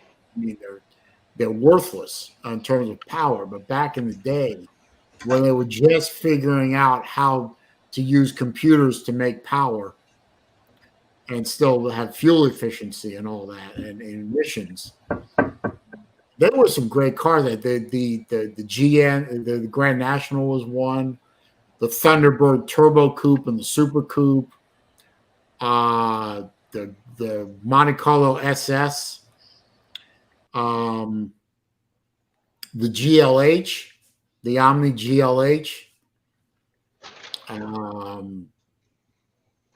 They were great cars for the era, and I wish I had bought one of those. Hell, I wish I bought all of them. Speaking of which, did you hear what 80s car company is coming back? No, I didn't. What? The DeLorean is coming back. Oh, bullshit. It's You're gonna be kidding. a fully electric DeLorean. Oh, Jesus. Really? I saw it. I think it was it came up in like my news feed on Google. I think Hold on. I think it was like I gotta look this up. Hang on.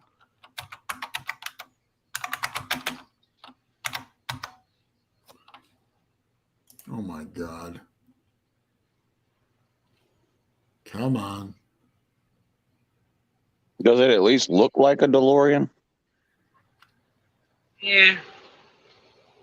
DeLorean previews its electric car, the Alpha 5 EV. Can it travel in time? Only if you put a flux capacitor in it. That's a dealer added option.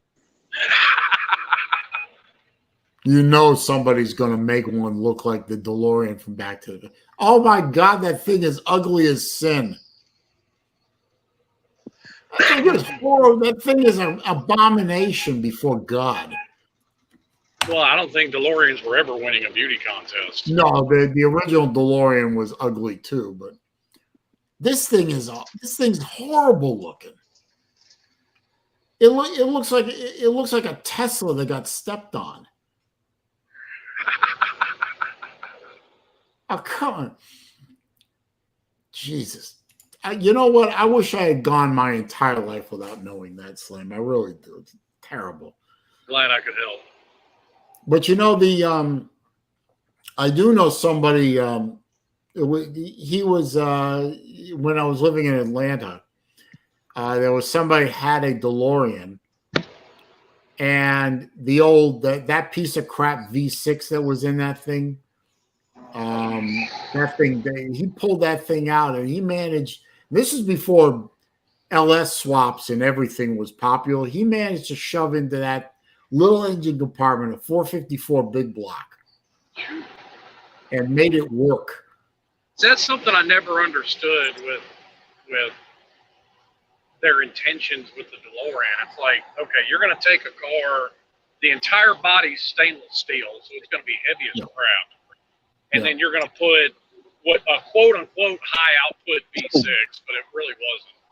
No, it was a Peugeot, Renault, Volvo V6, but that was not the original engine. If you look up the original intent for the DeLorean, I believe the original intent for the DeLorean was a Porsche. They were talking about a Porsche V8 from the 928. There was also talk about going the route of the Pantera and putting in a Ford small block. Like, you know, the Panteras had 351 Cleveland motors in them. Yeah. That's why they went so fast. Mm-hmm. Yeah, But well, Ford was great once they got away from that 289. That thing was a piece of junk. Well, it was too small. But the original intent of the DeLorean was to have a much more powerful motor in it that would have moved that bulk around a lot better. But in the end, they couldn't make it work, and they ended up with this Peugeot-based V6. And, well, anyone who knows anything about Peugeot, with the exception of one car that they ever made, Peugeots Which is are not. nobody, by the way. Nobody knows or cares anything about the Peugeot. Well, that's true. But, well, I know, but I don't care. You cared enough to know. Well, I'm a car guy. You got to know about the bad with the good. You got to know what the bad stuff is so you don't buy it. Well, just because it's bad doesn't mean you didn't care about it. I mean, you did care about it. You looked into it. I cared to learn about what's not to buy. Yes. Well, bad's also an opinion. There's a lot of people that call the rotary a bad motor. No, it's just a high maintenance motor that you have to be a responsible individual to own one. Right. You buy a rotary powered car knowing that that thing will burn oil. Yeah. Don't Mazdas have rotary engines? They used Yeah. The Like RX Miatas or whatever. The RX-3, the RX-7, and the RX-8 all had rotary motors. Two things you got to worry about with rotaries. They burn oil, so you got to keep checking the oil. And their apex seals blow out after a while, and so you have to rebuild the motor every. So what? Rotary engines don't have pistons? No, they have a triangular shaped rotor that spins inside a case. Okay. So and the spinning of the rotor takes place of the piston going up and down. Are there any advantages to that? Yes. They are incredibly high RPM motors. They will spin up to 10,000 RPM in street configuration. They're very high RPM motors. They are very small motors. So you can have like a 1.3 liter rotary motor with two rotors that will make the same power as a V6 twice its size or three times its size. Does the computer in every car now cut your acceleration off when you redline? Yes, most of them do. Yeah, they have a fuel cutoff to preserve the motor. Modified, yeah. Unless it's been modified.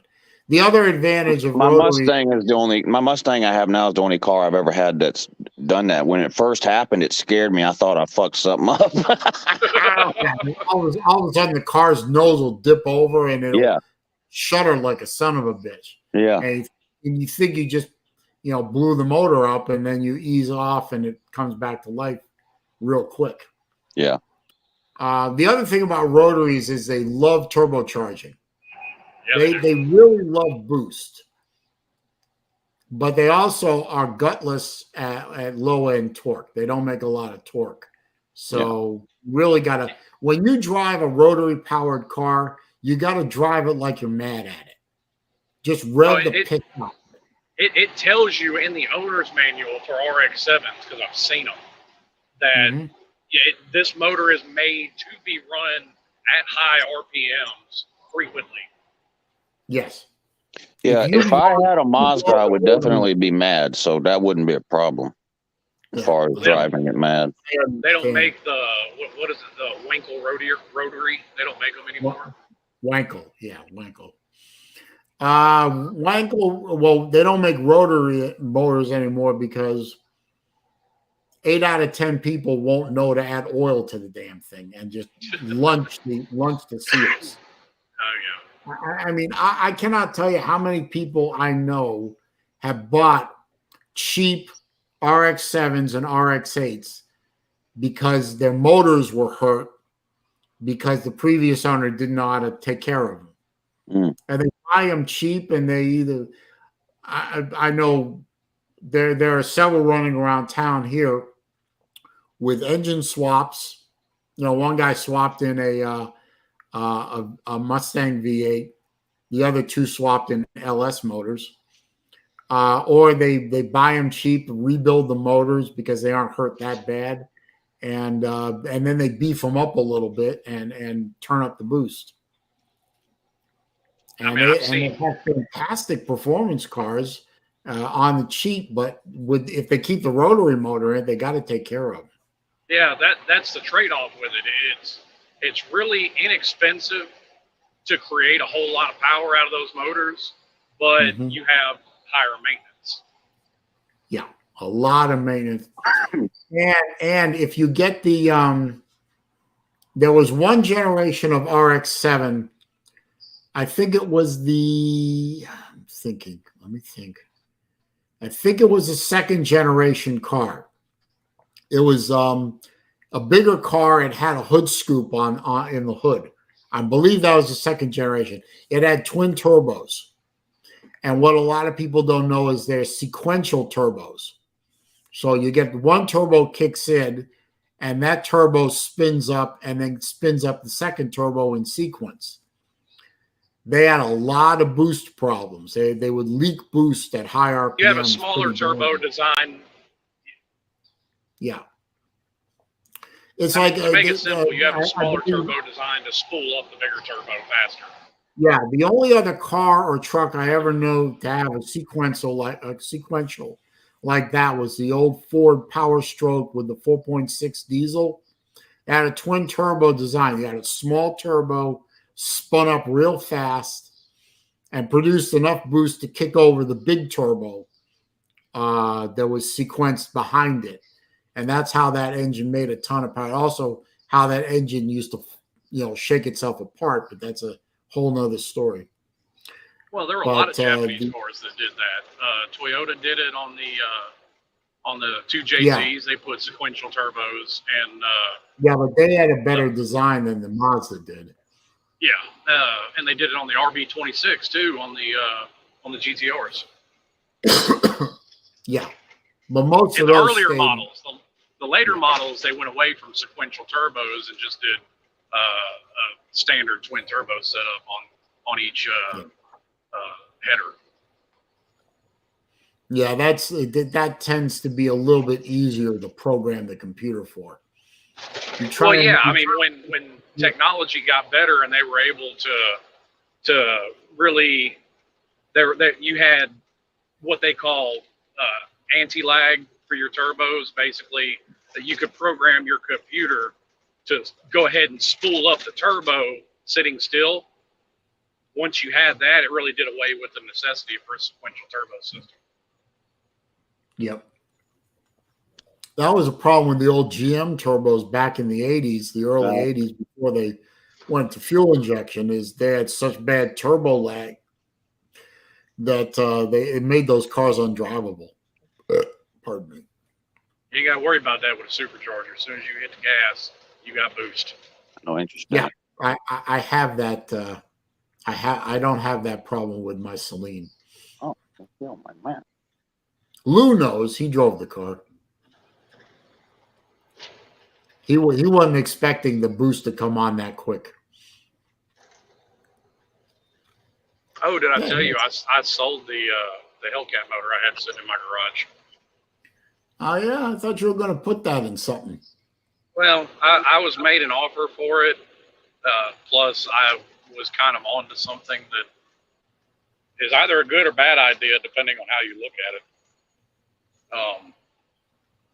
A buddy of mine in Mississippi, somebody he knows has got Viper V10 ACR motor sitting in his garage with a Mopar Racing supercharger on it that he wants to get rid of. And I was like, well, that could be interesting. Oh, yeah. Hey, Fish, and I see you in the back there, but I got to turn your camera on first.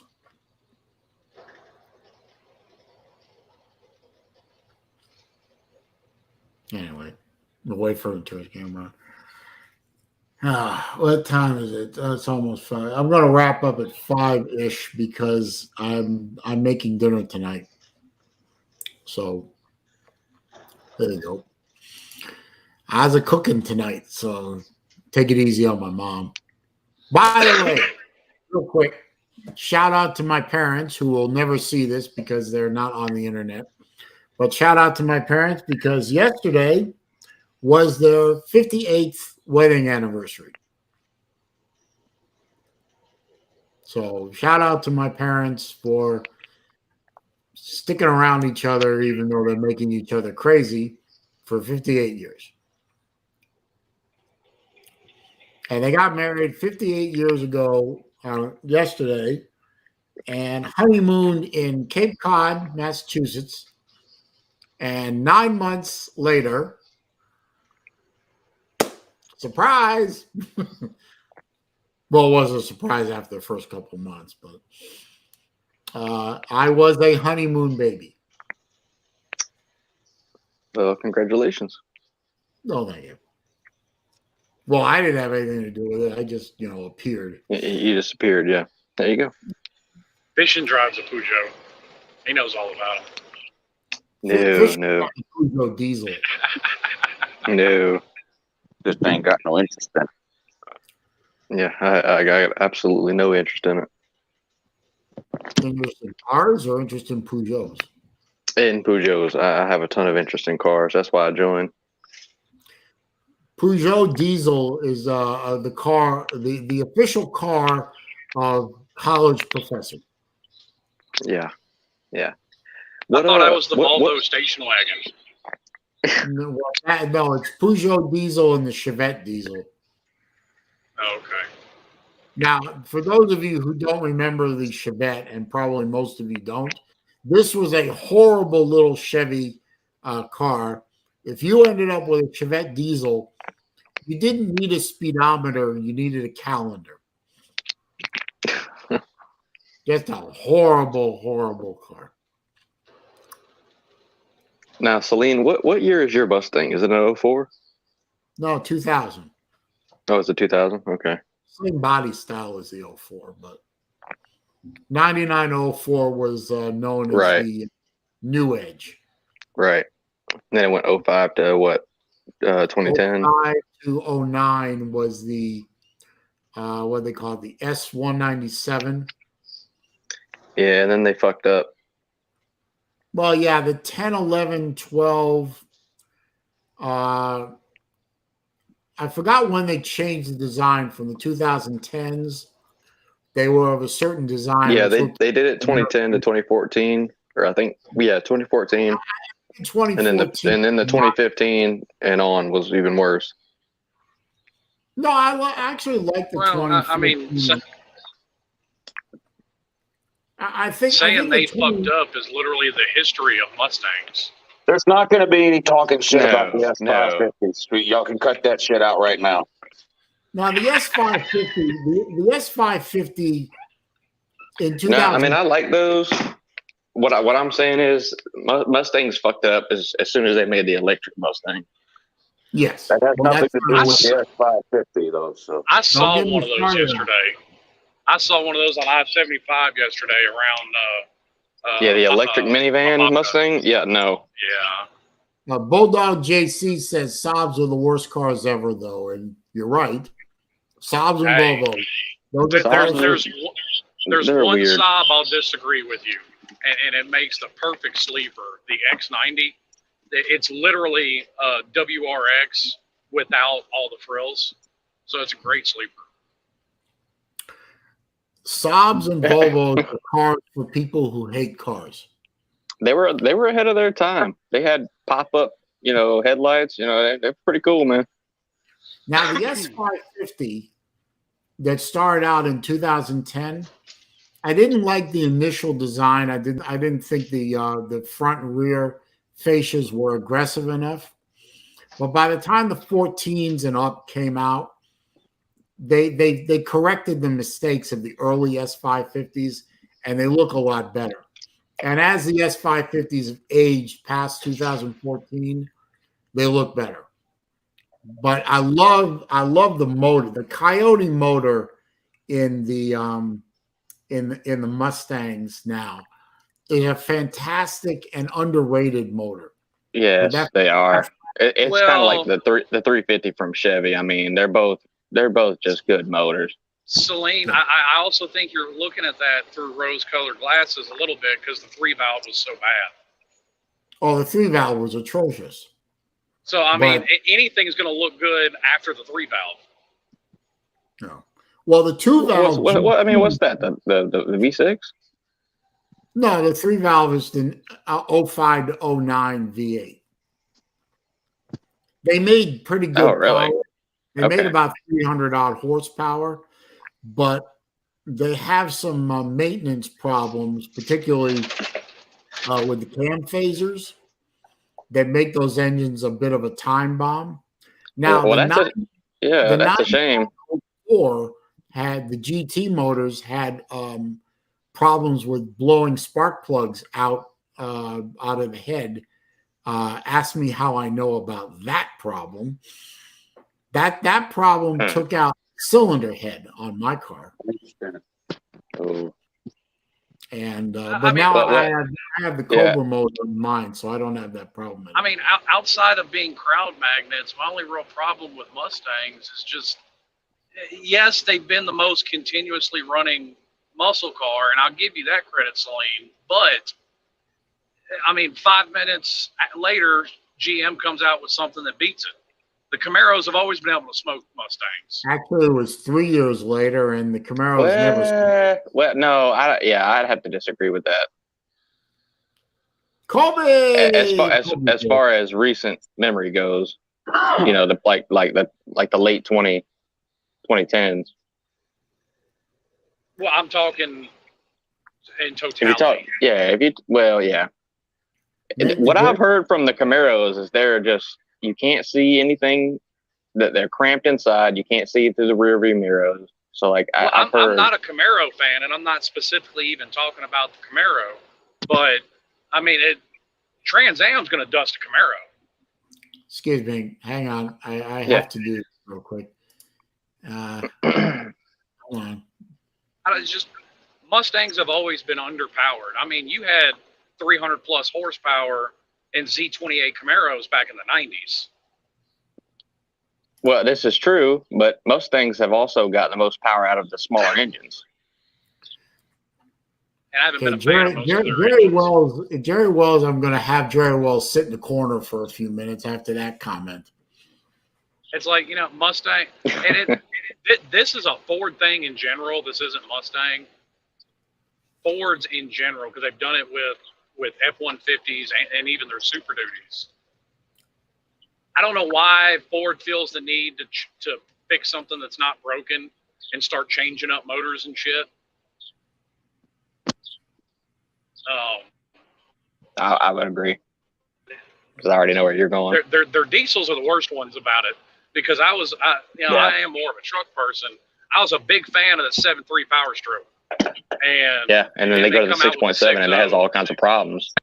Well, the 7.3 couldn't pass the emissions that were coming down the pike in the early 2000s. So they had to change to the 6. But they can't stay with the same motor. That's not at all true. They had a contract with the International. International made those 7.3s, and Ford decided we're going to make our own. Well, the International also made the 6-liter and the 6.4. No, those were Ford. No, the only Ford motor was the 6.7. The 2004 was the last year of the International. That was the last year of the 7.3. Well, that's why you see a bunch of old Ford 250 diesels with the 7.3, because they last forever, and if you bulletproof them, I mean they're unstoppable. Yeah. See, the problem with the 6-liter International 6-liter was that engine was originally in school bus chassis of all things, and truck chassis, bigger trucks. And if you check with those motors that are not in the Ford pickups, they don't have the head bolt problems and the head gasket problems because they don't have to run the engines the way they do in the pickup trucks. They had to run the 6-liters in the pickup trucks differently and at higher temperatures and pressures to meet emission standards for back then. And they kept blowing head gaskets because they weren't designed for that. Now, there are guys like Bulletproof Diesel and Power Stroke Specialties in Buford and a few other places that have long since solved the problems of the 6-liter Power Stroke. But the first 2 years of the Power Stroke 6-liter, 03 and 04, disaster, absolute disaster. But they had to jump on an engine that they didn't fully develop with International because the emission standards changed too fast. And don't even get me started on the 6.4. Those motors were designed to come apart. Ugh. But I mean, that was just my general overall point. It's not really a Mustang thing. It's more of just a Ford thing in general.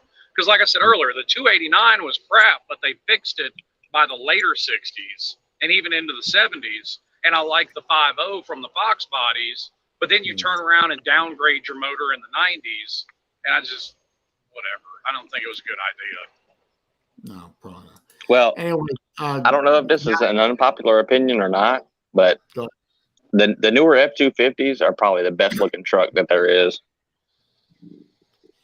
As far as diesels go, you know, the Duramax and you got the Dodges. It's probably the best looking truck there is out there.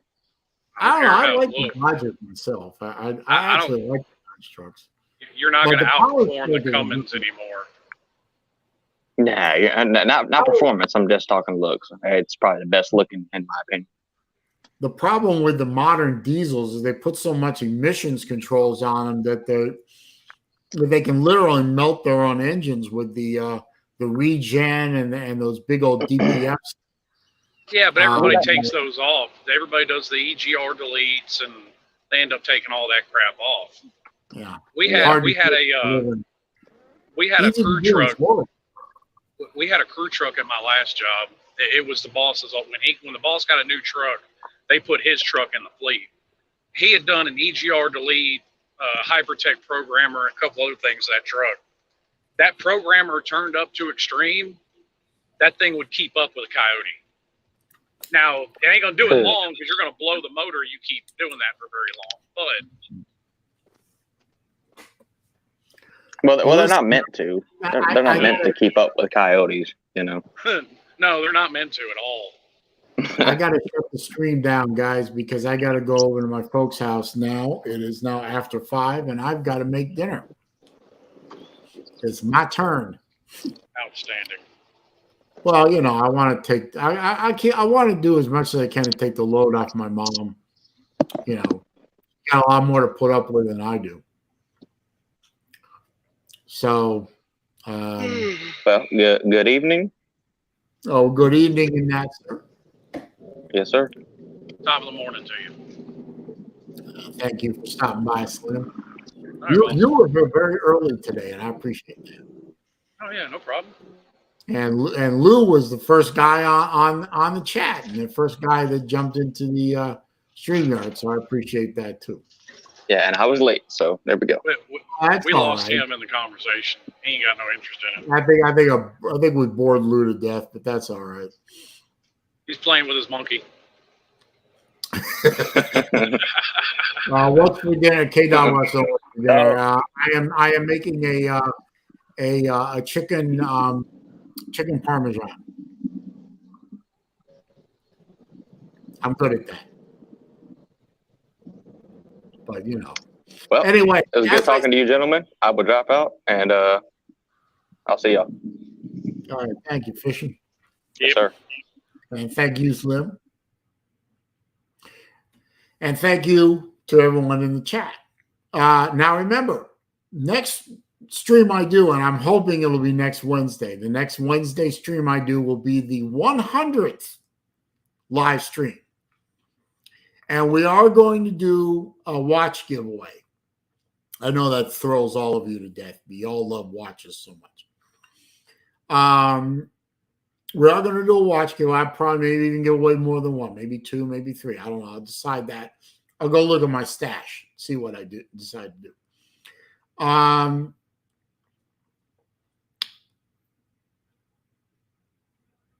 Oh, Jerry Wells says I was making a reference to wings with sun. Okay, I was just kidding with you, Jerry. I was just messing with you. I always appreciate your support, sir. Anyway, Apple Watch giveaway. No, I don't own Apple Watches anymore, and I will never buy another. The way it works, again, I'll just go over real quick. If you're in the chat or on StreamYard, I will write your name down once. Everyone who gets into the chat gets entered into the contest. If you want to contribute $5 or more in the super chat, for every $5 you contribute, I'll add another name. So if you gave me a $10 super chat, I'll put your name in twice. So then you would have 3 chances to win. If you go to the PayPal, for every $5 that comes through PayPal, I'll put your name in twice because PayPal will give me 100% versus 50% for a super chat. So you can buy extra chances, if you will, and contribute to my Grail Watch Fund. Or maybe more simply, maybe buying equipment to make my streams better. Anyway, but that will be the next Wednesday live stream. We'll do that giveaway. And I'll go over these rules again. But I want to celebrate the 100th stream real quick. Hang on a minute. No, never mind. I'll call him back.